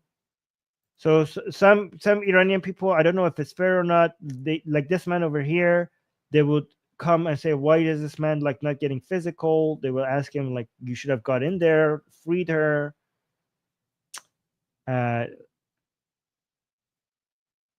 Some people even bring ghairat. They're like, oh, these men are without ghairat. Why are they not defending this Iranian woman? Right? And you can see, oh, why are you just standing by? So what do you guys think? Do you think that's a fair criticism? But you can see that there was one man, you can see that man in white, he really got close. You see that old man? He really, really got close to try to free that woman, got like really deep in there, right? And you can see the morality police push them. You see that? You saw that? The morality police pushed them away. So a lot of a lot of people would pray this old man. Okay, so I could even hear some Iranian women being like, "Oh, look, this man has much more honor than this old man. Look at this old man has much more honor than this other young man just standing by doing nothing." I could just hear them right now in my head because I follow their social media. Like, oh, this young man is just watching and doing nothing, but that honorable old man, he got in there, even though he doesn't have the physical power to do much. He tried to do his best. Shame on this young man over here for just standing by and doing nothing. I don't know why, guys. Yeah, I just follow these back and forth on Iranian social media so much I could just all hear them right in my head. But look at that. Oh, that old man is really something, right? Look at him. He really tried to get in there and do something, even though he's like, oh, look at that. Oh, that's a good man. That's a good man right there, isn't he? That's a good man right there. He tried his best. He tried. That was sweet. That was sweet. I actually didn't notice that part the first time I saw this video. That is sweet. That's a hero. That's a hero right there. You know, heroes look like this, you know? That was so sweet. I'm actually touched. Okay. Let's go to this video. So, like I said, Iranian people are constantly burning down, tearing apart pro-government banners. What is oh, this is the Hay of Hijab and Global Islam. Okay, so this is a sign in Iran put on by the government celebrating the Islamic Revolution, the 1979 Islamic Revolution. So let's watch what the Iranian people do to such signs. Again, we're on this channel. We're used to seeing videos like this all the time for coming from Iran. But because this was a recent one, I saw it posted on social media. I just want to keep bringing them to you guys so you guys see. So, what do you guys think this boy or young man over there? What do you think he's gonna do to this side? Huh? What do you guess? Guess. Let's see what he's gonna do.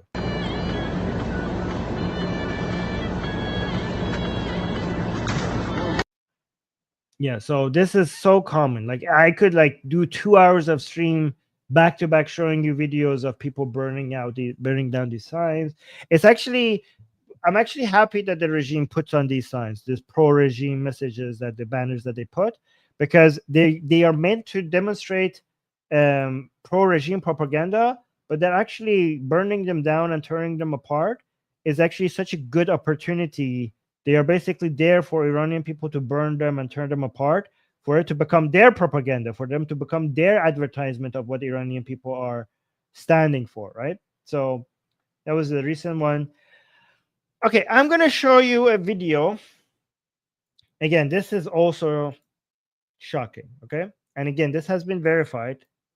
I hope the whole thing is here because the whole thing is jaw-dropping. Absolutely jaw-dropping. And the reason why this is jaw-dropping is because this guy is his name is Ziba Kalam. Do you guys, people, Iranians in the chat, you know this guy, right?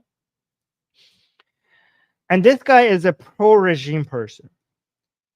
He is a reformer, but still wants the regime to continue. He's against revolution. He's against the toppling of the regime. So to the point where he said that if we anti-regime people get close to being successful at toppling the regime, he will go and grab a gun and defend the regime. So that's the extent at which he is pro-regime, that he was willing to sacrifice his life and fight us with a gun. Oh yeah, Sarah saying Ziba Kalam the terrorist. Yeah, Ziba Kalam the terrorist because these guys, he has a history of when he was younger, he was basically he's part of the 1979 Islamic Revolution. He was one of the people who did basically was part with military activity to topple the previous Pahlavi dynasty to bring the Islamic Republic. And again, this is a guy as you can see from the way he dresses and the way he looks, he's a more of a pro-regime Iranian who is pro-regime because he's a leftist, not because he's an Islamist. So he has anti-imperialist mentality, and even from the beginning, these are the type of people that when they started supporting the Islamic Revolution of 1979, these people came and supported that more from an anti-imperialist mindset, anti-Israeli, anti-American, more than an Islamist mindset. Yes, actually, Sarah is right. He also was trained in Palestine to be able to learn terrorist activities when he was younger, right? So very anti-Israeli, very anti-American. These are the type. What when we say reformists, remember these are the anti-imperialist people who are being sold to the world as the so-called reformists. This is why us banning those people, anti-regime people, we don't like the reformers. We actually see them as a even worse of a poison for Iran than the hardliners, right? These reformers, and that's why Iranians are anti-reformers. They're not just anti the hardliners; they're also anti the reformers. And look, and the reason a lot of foreigners get confused, they think like, "Oh, this is a good person. He's big because he criticizes the regime. Maybe we should support this guy." And a lot of foreigners get confused by the way they look because they're clean shaven, they wear a suit, so they may feel like, "Okay, these are the type of sophisticated Iranian that we should be supporting against the regime." But they don't understand that these people are actually even more dangerous. They are the anti-Zionist, anti-Israel, anti-American, anti-Western people that look better, and that's why they are harder to get rid of. If these people were in power, we will have all of the problems that we have in Iran and even more, because these are also they have but the rest of the world would not notice it because they don't wear a turban, so they think like, okay, so they look good, so we will have less allies around the world fighting them just because they look different and because they speak good English and they know how to speak to seem as if they are in line with human rights and international norms, but they are more evil, right? And again, remember, this guy has said even recently that he will use a gun to fight whoever wants to topple the Islamic Republic. With all that context, I want to show you a major admission by this person, because I show you how devastatingly weak the Islamic Republic is right now, and how much Iranian people are now different from the regime. I mean, they were always different from the regime, but the gap is so wide, and how many Iranian people love Israel and they're anti-regime, but you should not trust me. You should not trust Armin Navabi. Why? Because I am one of those people who supports Israel. I am one of those people who is against Islam. I'm one of those people who are against Islamic Republic. So I could be biased. I am biased. So if I tell you these things, you should want me to bring you evidence, because me just saying these things to you is not a good source of information given my bias, given that I am pro-Israel, given that I consider myself anti-Islam, Zionist, and all of that. Then everything I tell you might be a way to just show you my bias, like a confirmation of my bias, right? So if you want to believe me, Armin Navabi on this channel has to bring you evidence, maybe stats, maybe data, maybe narratives from the people who are against me, as a way to show you how devastatingly the tides are turning for the regime, right? So don't believe me. Listen to Ziba Kalam, a pro-regime Iranian analyst, that what he's saying. And again, remember, he himself is anti-Israel. He himself is anti-Israel. He himself is the pro-Palestinian cause. Watch what he's saying, and the good thing is that I don't even have to translate it because he says it in English. Since 7th of October last year, you'll be surprised at How's the audio? Is it too low? Do you hear what he's saying? Let me know if the audio level is good enough. Okay, so listen to him. Since 7th of October last year, you'll be surprised at the number of Iranian. Is it too low? People are saying a little low. But is it under? Okay, maybe I could do something else. Maybe I could play it using VLC.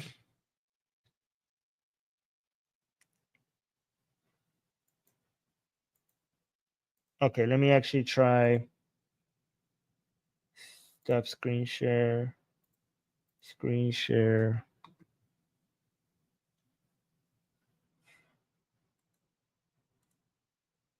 entire screen. Hold on, let me make sure I don't have anything else up here. Okay. The only way I can do this is by using VLC here and to boost the audio. Let me know if this is better now, okay? Since 7th of October last year. Is that better? Sarah, you're great.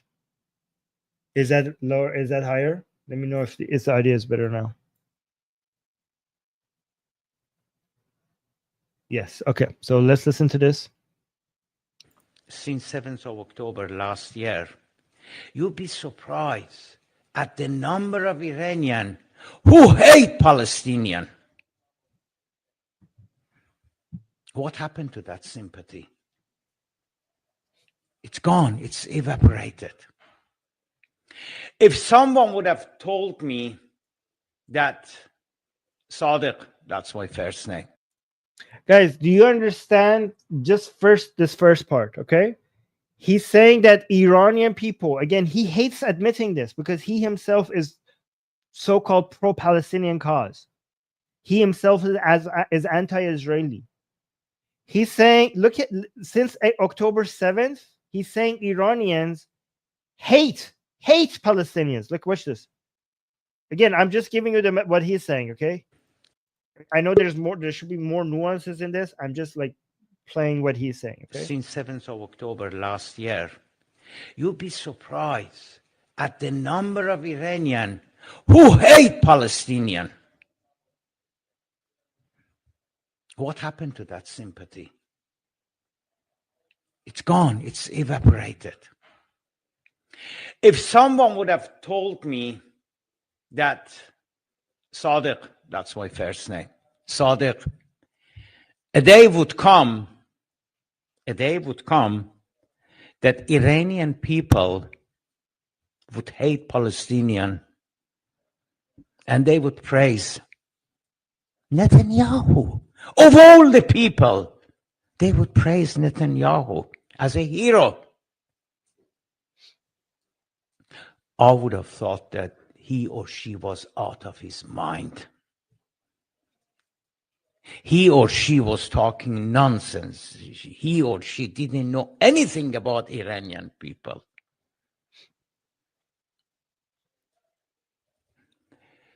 But I saw it with my own eyes during the past 15 months. The degree of hatred of a younger generation of Iranian against Palestinian. And the hero was Netanyahu. And the hero was Netanyahu.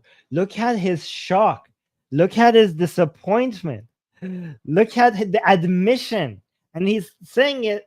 He's saying this in Qatar, in Doha, to an English-speaking audience. This is fantastic that they're admitting that. The situation has become so dire. The situation has become so obvious that he's telling this to the world. This anti-Israeli man, this anti-imperialist, anti-Israeli, anti-Zionist, pro-Islamic Republic man is telling the world that we have lost our country. We have lost the Iranian people. We have lost the narrative. Our propaganda, your 40 years of propaganda have all gone down the drain in 15 months since October 7th. The Iranian people, they are admitting, this anti-Israeli person is admitting that Iranian people are praising Netanyahu as a hero. And so are apparently the Iranians in the live chat. Okay. Again, don't trust me. Look at this pro-regime political analyst, former terrorist, okay, who was trained himself by the Palestinians. Don't trust me. Look at this. I bring you the evidence. Guys, do you see what I'm showing you anywhere else? Go look up who this person is. You wouldn't imagine such a person. Go look at his history and who he is and what he stands for. Ziba Kalam, Sadiq Ziba Kalam. It's one shock to see Iranian people in such high numbers come and praise Israel. But this is now a new level of shock for this level to have gone so high, where these anti-Israeli, anti-Zionist, anti-imperialists are coming out and publicly admitting it. It has become undeniable. It's too much to deny. It's too much to hide anymore. Do you not appreciate what I bring you on this channel? You do not see this on other English live streams. Again, guys, if you continue watching this channel, you guys are going to become experts in Middle Eastern and especially Iranian issues and Israeli Middle Eastern.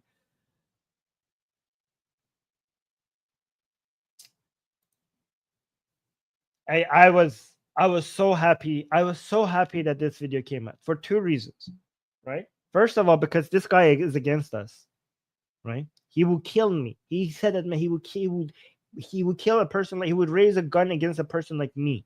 He admitted that, right? And he's saying that's one reason why I'm so happy that he said this. But the second reason is that I got so happy that he said this, that these people are being humiliated to such a degree, that they have lost the game to such a degree that they have to come admit this. But the second reason is that he said it in English and he said it in Doha to an international audience. This was so good. This was so good. This was so good for our cause because it strengthened us. I could come and show this to you.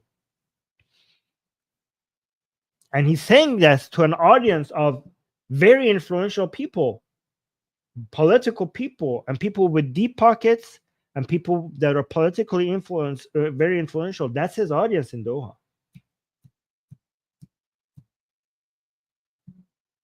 So there's that.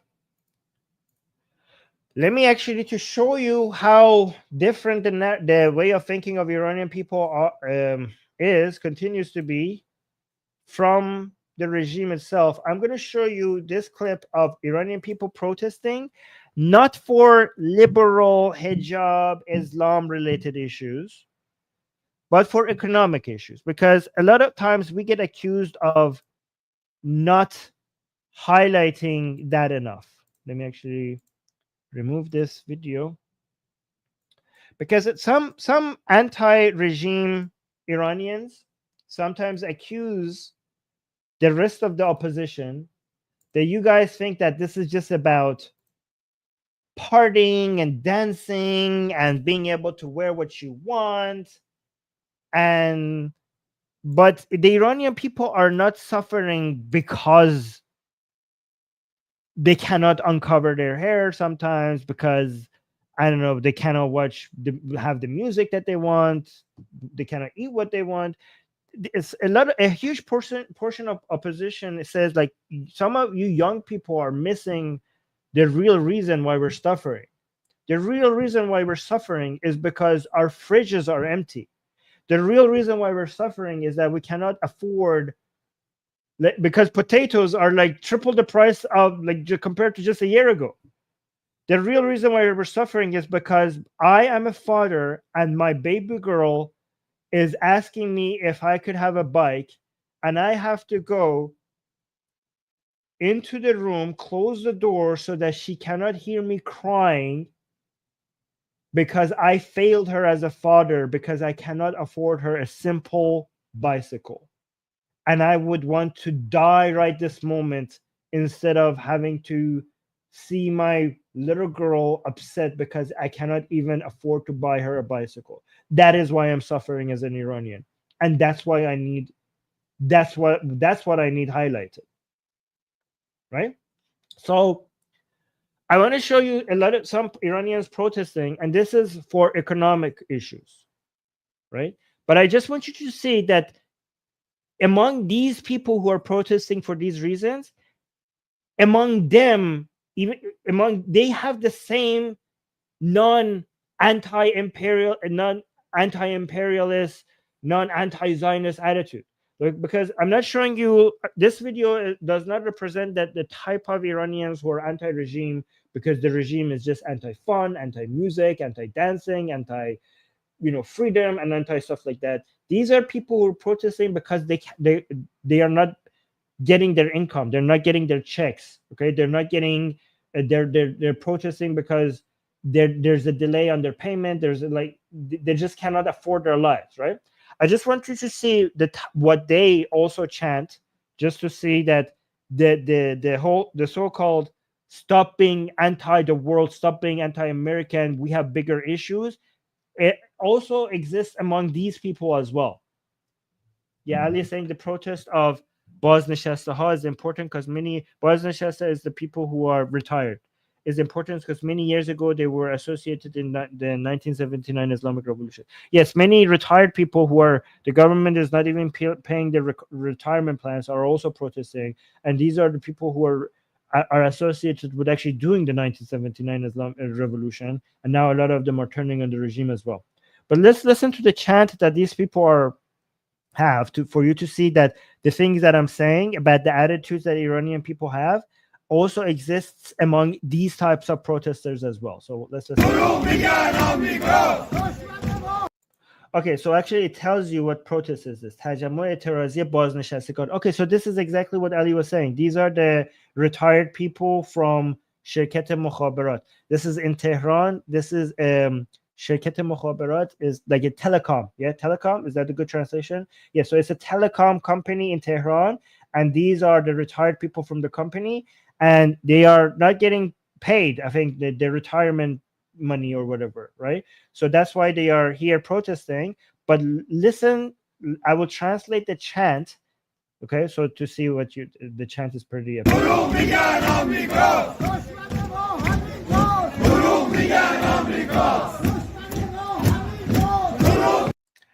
So they're saying دشمن ما همینجاست دروغ میگن آمریکاست. Okay, this is the famous chant now among many Iranians. They're saying our enemy is right here. They lie to us when they say that it's America. So they lie to us when they say that our enemy is America. Basically saying you are our enemies. America, the US, is not our enemy. You are our enemy. Okay, so دشمن ما همینجاست. Our enemy is right here. دروغ میگن آمریکاست. They lie when they say it's America. So basically, this is pointing to the officials saying you are our enemy, not America. Yeah, so let's listen to it.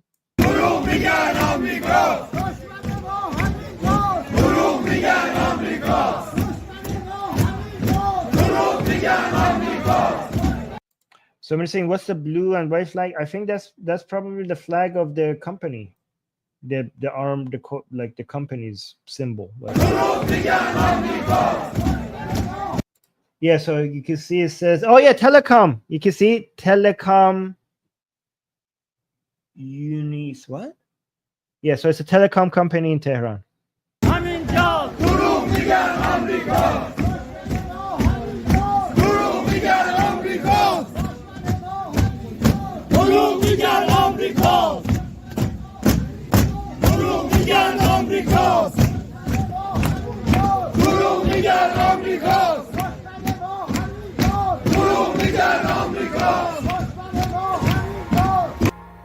So this is an absolute collapse of the regime's propaganda, right? Because again, it's one thing for the regime to lose people like me, people who are anti-Islam, people who are anti the Islamic Republic.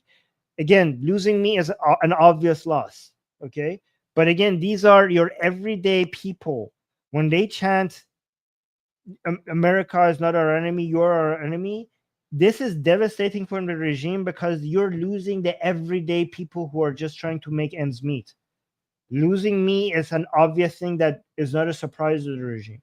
Losing these people will break the backbone of the regime. That's the difference here. That's why these videos are devastating.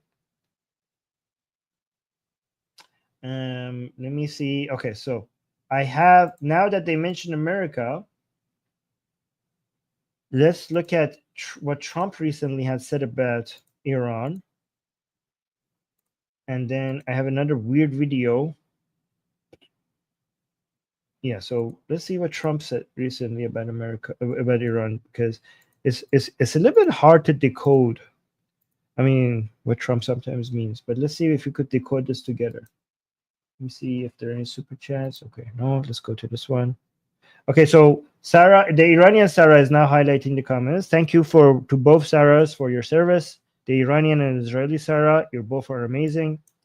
So let's listen to Trump and see what he had to say. The only thing I've said about Iran, and I want them to have a great country. They have great potential. The people are amazing. The only thing I said about Iran, they can't have a nuclear weapon. And they are religious. Will you discuss what they are religious? Do you trust them? There are ways that you can make it absolutely certain if you make a deal, a certain type of a deal. And you have to verify times 10. Yeah. But they cannot have a nuclear weapon. And, you know, if they get one, you're going to have everyone else getting them, and then the whole thing is going to be a disaster.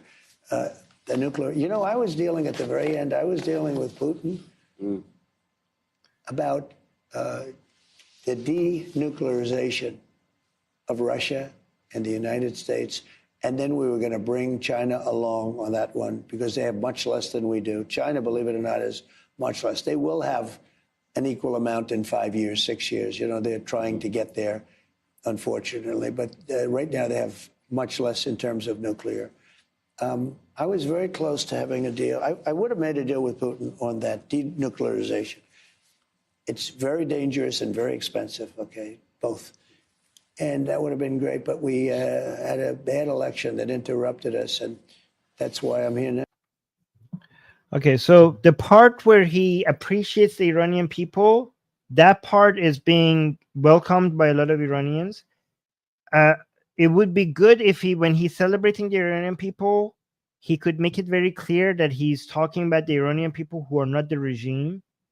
Like Marco Rubio, for example, made that very clear, and that was celebrated a lot by Iranian people. So the part that some pro-regime people are happy about and some anti-regime people are debating over what this means is that he seems to be suggesting that he would be okay with the Islamic Republic as long as they just get rid of their nuclear weapons, right? So some Iranian people are hating this because they're like, yeah, so Trump is not going to do anything to topple the regime. He just wants them to just give up their nuclear weapons, and that would be enough for Trump. Some Iranians are defending Trump and saying, yeah, why would you want Trump should focus on Trump's priority should be his own country? Why we would hope that Trump does something that helps us topple the regime, but it's unrealistic for you to want Trump to come and do something that is not in the best interest of America, and it's the best interest of the Iranian people, right? Some Israelis are criticizing this and don't like it because they think that if Trump is just happy with Iran as long as they don't have a nuclear weapon, is he kind of signaling that he's not going to try to get in their way? If the Islamic Republic is like funding terrorism in the region, building up missile piles against Israel, because Trump said referred to as the Islamic Republic Israel conflict as that's their war, it's not our war. So it's true that Trump might not stop Israel to do whatever it wants against the Islamic Republic, but that narrative suggested to a lot of people that he might be less supportive of Israel as well. Like it's not going to go support Israel. And some people suggested that, okay, he might not support Israel by being involved in a military fight against the Islamic Republic, but it's going to give Israel, sell to Israel, whatever Israel could possibly need to do that on itself. Like all those types of missiles that the Biden administration was not selling to Israel. Now Trump has completely removed all those bans and is basically giving Israel anything it needs to do whatever it needs, including the very important maybe bunker busters that Israel doesn't have, but now they could, now that the door has been opened for them to have themselves, to be able to reach deep under the ground to get to the uranium enrichment facilities that the Islamic Republic has, right? And a lot of Iranians say like this. Some Iranians suggest that this is why we trust Israel more than the United States, because United States is all the way over there, and as Islamic Republic could cause some hassle for the United States, but it's not an existential crisis for the United States. But the Iranian people share more commonality with Israeli people than with the United States, because as long as United States will eventually do what's best for the United States, but Israel, like the Iranian people, see an enemy in the Islamic Republic that just has to go.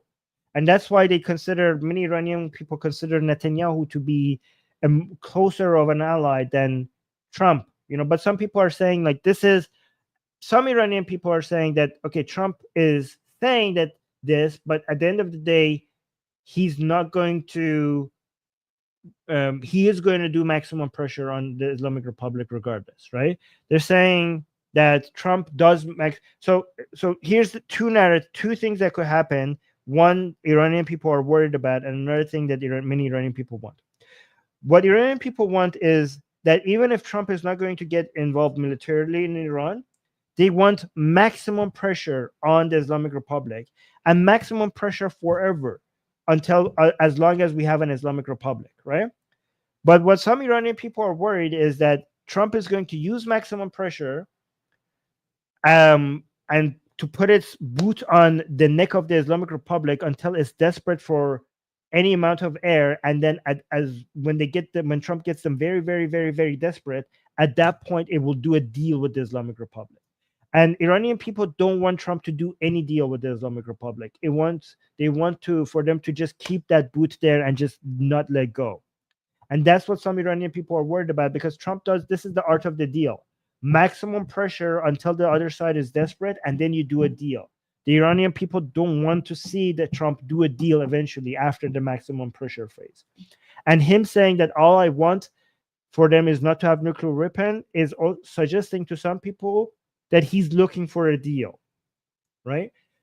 But some Iranian people have a lot of hope even with this type of thinking of Trump, because they're saying that the Islamic Republic is effed either way, because the Islamic Republic cannot bend the knee to Trump and accept the ending enrichment of uraniums.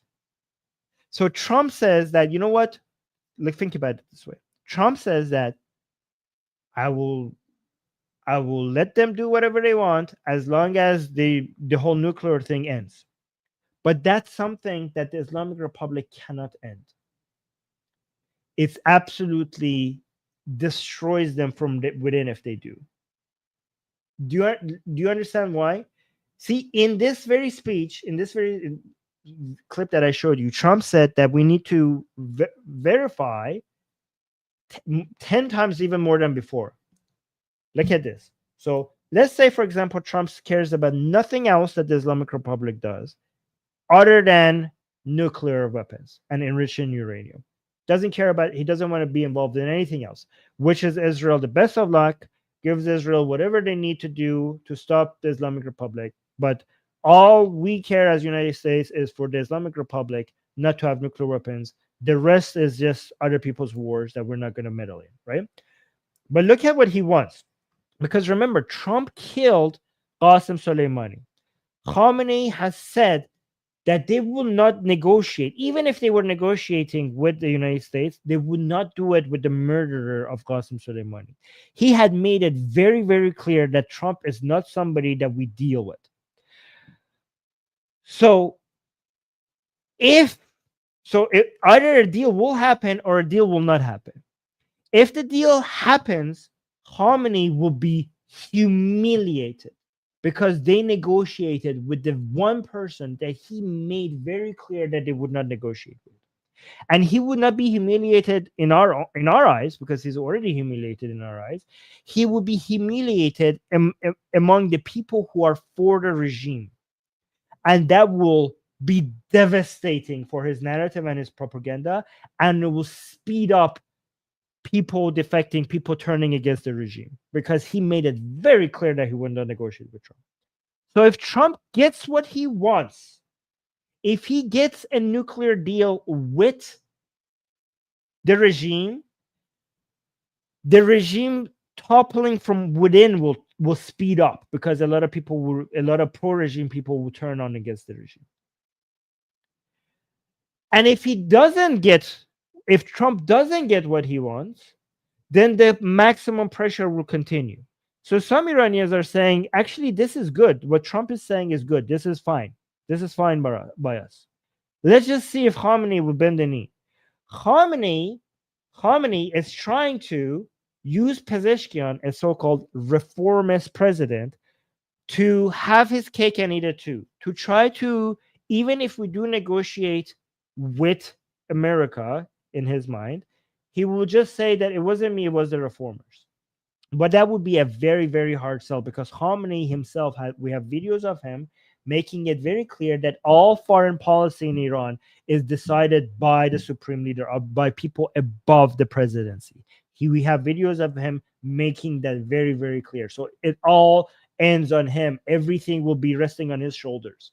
So again, some Iranians are mad, saying this is not the maximum pressure we wanted. He's saying that if Iran does a nuclear deal, we will be happy. That's all we want.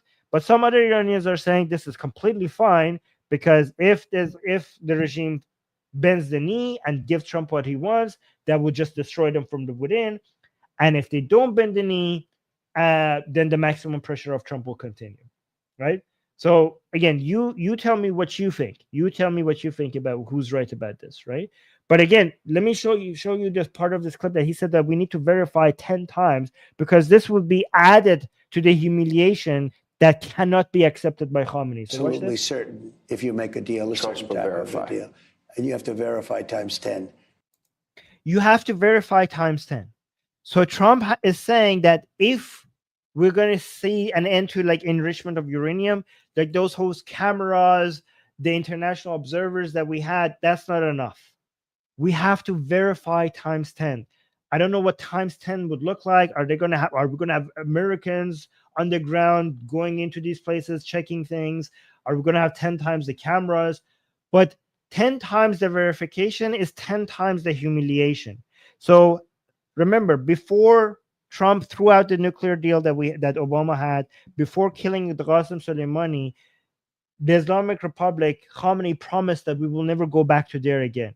So now Trump is saying not only we're going to go back to there again, we're going to have 10 times the verification.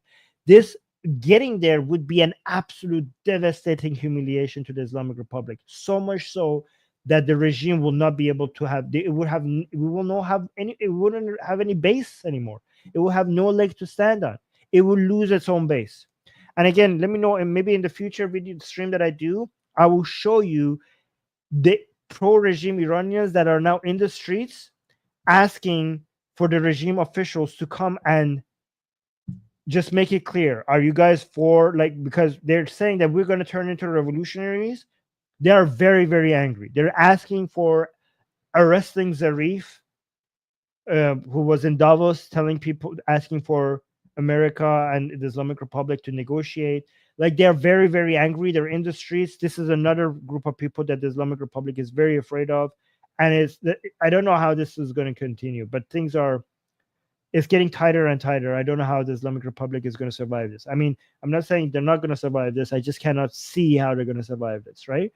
Let me know if you want me to cover that in the future stream to show you how angry the pro-regime people are with the suggestion of, with any form of suggestion that there's going to be any form of negotiation. Anyways, but this stream has gone on for too long already. Let me just, Oh, actually, let me show you this, something that I'm very proud of. I get images, videos, and pictures like this from Iran, and I decided to show you guys because I have a Persian channel, guys. Our Persian channel, the link is in the description. So we have two sister channels. One is the English one, which is this one that you're watching, and then we have an Iranian channel that speaks in Persian. We have also, most of our audience are Iranians inside of Iran, but we also have some audience in Afghanistan because they speak Persian as well, in Tajikistan and some other places. But it's mostly Iranians inside Iran. And I get pictures from inside Iran, people showing us that they're watching my shows on the Persian channel. And I just wanted to show you that like maybe like if I get more pictures and images and videos of people watching our show, I will show that to you guys. Okay, so people watch my shows in Iran from on home. Sometimes the whole family watches as a whole. So we're becoming a big deal in Iran. Like our Persian channel is becoming more and more of a big deal. So I was just proud of that, and I just wanted to show you that. Yeah, we're like, I noticed that. Oh, Sarah saying proud of you. Like when I'm on social media, like when I'm looking for content for you guys to bring on the English channel, and I'm looking on Iranian social media, sometimes I'm seeing I'm being quoted. Sometimes I'm seeing like some of my clips are cut by other people and shared around, like in places that I don't even imagine. Sometimes I see religious people where they're arguing. They use me as an example. So these are just, to me, it suggests that, you know, we are making, like we're creating narratives, like we're having a somewhat somewhat of an impact on the Iranian like mindset and what people say and think. So I was just proud of that, and I just wanted to share that with you guys, right? Oh, thank you, Ellie. I appreciate that. But let me actually see what you guys. So Sarah and Sarah, they start some of your comments for me to read. So let me just read both of these start comments. We have 11 comments, so let me just go through them really fast. Web is saying, not all people get a nation, even if they deserve it. 20 million Kurds have no state. Yes, and they should give up trying to have a state. It makes no sense anymore. So let go of that dream. Donnie is saying, why are they losing their religious? I mean, because it's they humiliated. They're losing the religious for many reasons. Okay, again, I categorize them. Some of them because they think that the regime is not religious enough, but some of them because some religious people in Iran think that the Islamic Republic has made Iranians anti-religious because of the way that they treat people. Some of these religious people are just good people, even though, I mean, they're religious, but they just see that their fellow Iranians are not happy, and their lives are ruined, and they don't want that. And we have some religious people who who are religious themselves, and they don't want religion in government, so they're secular even though they're religious. There are many different reasons. And again, I'm not agreeing with if somebody says Islam is secular, I don't agree with them again, but some of them think that way. There are many different reasons, but again, the idea that non-religious people are against the regime and religious people are for the regime, that is not true in Iran. Most religious people are also anti-regime in Iran. Defeat Hypocrisy is saying, Armin, why are you so hopeful for Iran? Well, I'm very hopeful for the entire world. Well, specifically for Iran, because the main capital of a country, it's not its oil, it's not its gas, it's not its minerals. Okay, the main capital of every society is its human capital, right? So when I look at the Iranian people, I know that these people are going to have a bright future, not in the short term, but in the long term. Because when it comes to human capital, we have the best people. We have the best of people. And when I look at the Iranian people, I just know that there's a big rock in their way, which is the Islamic Republic. But once that is removed, the potential of these people, you know, is beyond what many people can imagine. I can see that. I see these people, and I know that if these people are unchained, they're just going to rebuild this entire country. I know that. I know that when I look at the Iranian people. when I look at their values, when I look at how they think. I don't know, we always have exceptions, but on average, when I look at the Iranian people, I just know that these are the people with the right mindset to build a nation. We just have to get this barrier out of the way, which is the Islamic Republic. Jandro is saying, how many people actually want change and progress in Iran? Vast majority. We have polls, we have scientifically collected data to know that. The vast majority, even most of the religious people. Again, I am not pro-Islam when I'm saying that, okay? When I tell you that we have Muslims who are religious, who are good people, who are actually standing on the right side, that's not because they're Muslim, that's in spite of being Muslim. Okay? In fact, they are living, their humanity is overcoming their Islam. That's what's happening there. Islam, oh, this guy, Islam is the future of Europe and America, is saying Armin Navabi has nightmares of Islam growing. I'm actually very hopeful about the influence of Islam, at least in Iran. I'm very hopeful that Islam is dying in Iran. In my country, Islam is dying. I hope that for the rest of the world as well. And again, in Europe and America, I think Islam will enjoy a short-term relevancy, but long-term, Islam is doomed. I'm not worried about short-term. I'm somewhat concerned for America and Europe. Long-term, I'm not concerned. But you could keep telling yourself that. No, number 47 saying never take liberals seriously. The guy is pro-genocide. Oh, you're talking about me. So so I'm a liberal. So this guy is saying never take liberals seriously. The guy is pro-genocide, oppression of Palestinians by Israel, but wants liberty and human rights for Iranian. LOL. I actually want human rights and liberty for so-called Palestinians as well. But unlike you, I know what is oppressing them and what is causing the genocide. I am not genocide. I'm anti-genocide, and that's why I'm anti-Hamas. The genocide of the Palestinian people is happening by Hamas. I mean, just follow our streams. I provided so much evidence for this, that this is the case. Israel, you must be like completely living in a cave or desperately trying to ignore evidence to suggest that Israel is actually trying to kill as many Palestinian people as possible. Like anybody, like this is obvious at this point. Like anybody that does any amount of decent research or any basic fact-checking skills can see that Israel, most of Israelis, the military tries to avoid killing Palestinians. It's Hamas that is trying to use Palestinian suffering and their death for their own cause, right?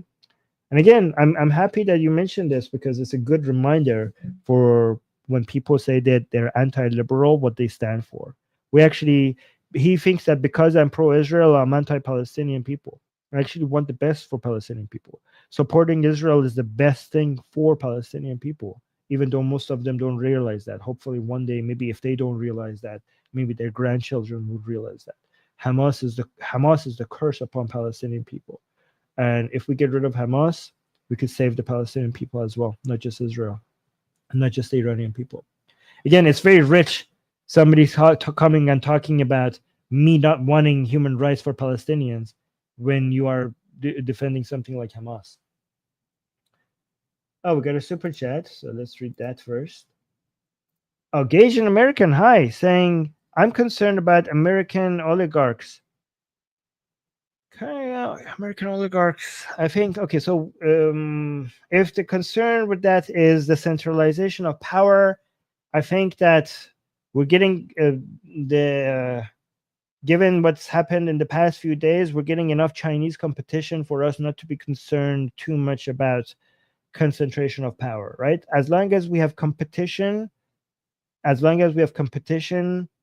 this issue, the centralization of power will not be that much of a concern for me, right?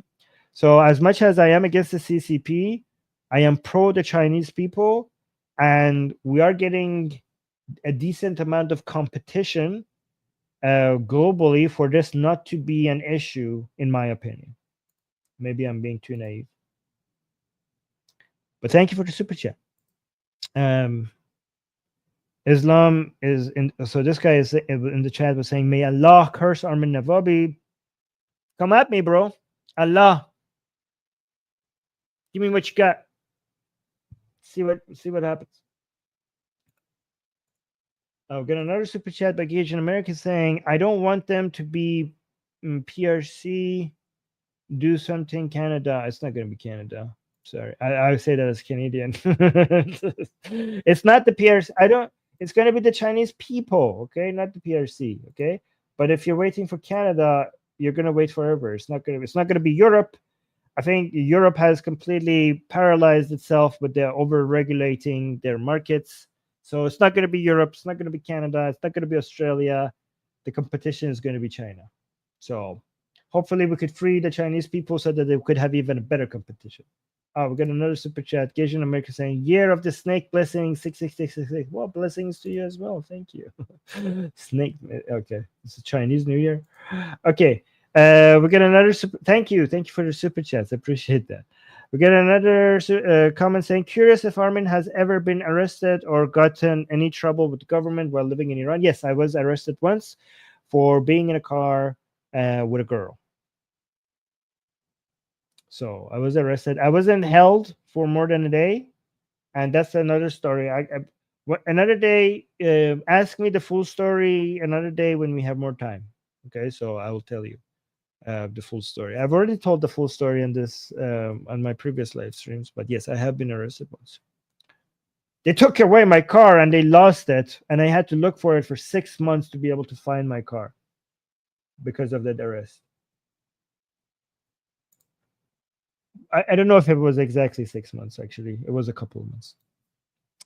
Number 47 saying, "Mr. Liberal, are you more dangerous for Iran than the so-called Islamists?" Well, I mean, the Iranian people don't think so. I don't know who made you an expert, but I am right now, most Iranians, when they find me, they consider me to be a positive force. So I don't need your approval. I have all the approval from many Iranian people. As we're growing in Iran, and a lot of people are, thanking us and praising our work on the Persian channel. So don't need your approval. I have all the approval I need. All right, so let's go to this guy saying, so Ronnie is saying, "What is the chance the army takes out the Revolutionary Guard?" All right, so in Iran we have two standing armies. One, and the reason why we have two is because one of them was created as an anti-coup measure against the other one. So we have the Artesh, which existed in Iran from before the Islamic Revolution of 1979, is something that the Islamic Republic inherited from the Pahlavi dynasty. That's the Artesh, and a lot of people are looking for that as a hope for a coup d'etat, right? And the other one is the IRGC, which Khomeini made as an anti-coup measure, but now it has become a beast of its own. It has the IRGC. It's more ideological. It's more Islamic. It doesn't have Iran anywhere in its agenda. It actually admits that its priority is Islam, and not Iran. It's basically spending Iran for its ideological goals. So it's much more ideological, and it has grown to a monster of its. It's not just a military anymore. It's political. It's economical. It controls 2/3 of Iran's economy, and it's basically the Islamic Republic is mostly the IRGC now, because the supreme leadership is becoming less and less powerful, and the IRGC is basically the same thing as saying the Islamic Republic. Going forward, it seems like the supreme leadership power is going to be reduced relative to IRGC, right? So you are asking, what your question is suggesting is it possible that one day we have the Artesh fighting IRGC and Artesh basically, and that's how we will have a coup d'etat? The problem is that the regime knew that this is a threat. So over the years, they slowly removed all the commanders from the Artesh that were good at their job, many of them, and the generals and the commanders were slowly replaced by religious maniacs. And now the head of the Artesh, most of them are the same people from IRGC, right? But somebody would argue that we could categorize the whole thing into 4 categories: the heads of IRGC, the body of IRGC, the heads of Artesh, the body of Artesh, right? So the IRGC, both the heads of the IRGC and the body of IRGC, it's both Iranian people consider them both to be terroristic maniacs, and they don't have any hopes for neither the heads or the body. But when it comes to the Artesh, that military unit, the heads of the Artesh have now been replaced with crazy pro-regime hardliners. So the heads of that Artesh, we have no hope for that either. But there is some hope that maybe within the body of Artesh, there are many people there. Maybe there are signs that suggest that are sympathetic to the Pahlavi dynasty, and also they're sympathetic to people who want to topple the regime. So if there's any chance of that happening, many people suggest that it could come from the body of the Artesh. And there's also even some signs of some people showing signs of defecting from the body of IRGC. But again, these are the things that needs to be evaluated. We have a lot of evidence of leaked information from behind the scenes that has some promising signs of people trying to arm people, showing signs that they are willing to turn against the regime. But we need to see a lot more for this to be meaningful. Right now, we see early signs of it, but not to the degree that could be meaningful yet. Hopefully, that's why like winning the narrative war could get us to a coup d'etat eventually, instead of like a violent revolution, to a maybe less bloody coup d'etat, because a lot of the people from the body of these military units, they watch these shows, they get influenced by all the social media posts, all the YouTube programs in Persian. So that's what we're hoping for. Again, not that I'm against a revolution, but if we could do it with a less bloody, that would be also good. Jan is saying, how can Americans help? Well, Americans can help by voting for voting politicians that are not going to appease, like by forcing your politicians, by pressuring your politicians to not do any form of appeasement of the Islamic Republic. Maximum pressure. Oh, so there's 3 ways, okay? Tell your representatives, your congressmen, your senators, and your president, message them, call them, donate to them, and then when you donate to them, they will take your emails very seriously, right? Vote in the right way. Any politician who wants to appease or basically do a carrot and stick approach with the Islamic Republic, just try to remove the carrot option. The Islamic Republic has shown time and time and again that appeasement is just used as a way for them to delay them raising enough resources to do another terrorist attack. They will never stop giving up on their goal of destroying Israel, of destroying the United States. That's within their DNA. If you negotiate with them or appease with them, they're just buying time to go back to their factory setting, which is being anti-Israel, which is being anti the world liberal order, which is being anti-Western, anti-American, right? So no appeasement. Pressure your politicians for no appeasement. 1. 2, try to introduce Reza Pahlavi, Prince Reza Pahlavi, to your politicians and pressure them to meet with him. That's 2. Okay. 3, tell your friends and anybody who might be interested how different the Iranian people are from the regime. Make this something that is known everywhere, that the Iranian regime and the Iranian people could not be any more different.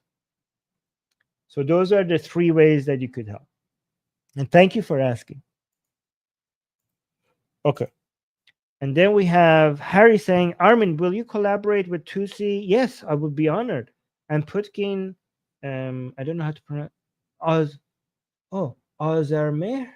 Ozarmeh? Is that how you name it? Sometime in this channel? I would be honored. Please let them know. Please let them know to reach me. My email is just my full name at gmail.com. First name dot last name at gmail.com. Please tell them to, if they are interested, to reach out to me. I would be honored. Okay. Thank you so much for that suggestion. Guys, do not forget to like the stream. You know how you want to support? You can support by liking. I appreciate, we got a lot of super chats today, and I appreciate that. You could also help out by just liking the stream. By, if you're watching this on X, please come over to YouTube and subscribe to us here. Search for Atheist Republic, subscribe to this channel, leave a comment, leave a like, subscribe, hit the bell notification. I will read the comments. Your comments really has a huge impact on me continuing these topics or not, and or in the direction at which I would go. So please leave your recommendations. If you tell us what good of a work we're doing, that gives me energy and hope. So those messages are helpful. And also, if it's safe, please recommend Atheist Republic to as many people as you can. And also, do not support us financially if you're struggling financially. Please take care of yourself first. But if you're not struggling financially, please consider becoming a member. Okay, that's actually the best way to support us, is by becoming a YouTube member. So become a YouTube member here, and I will make a YouTube member only content for people who are members here as well. Anyways, thank you guys, and until next show, bye bye.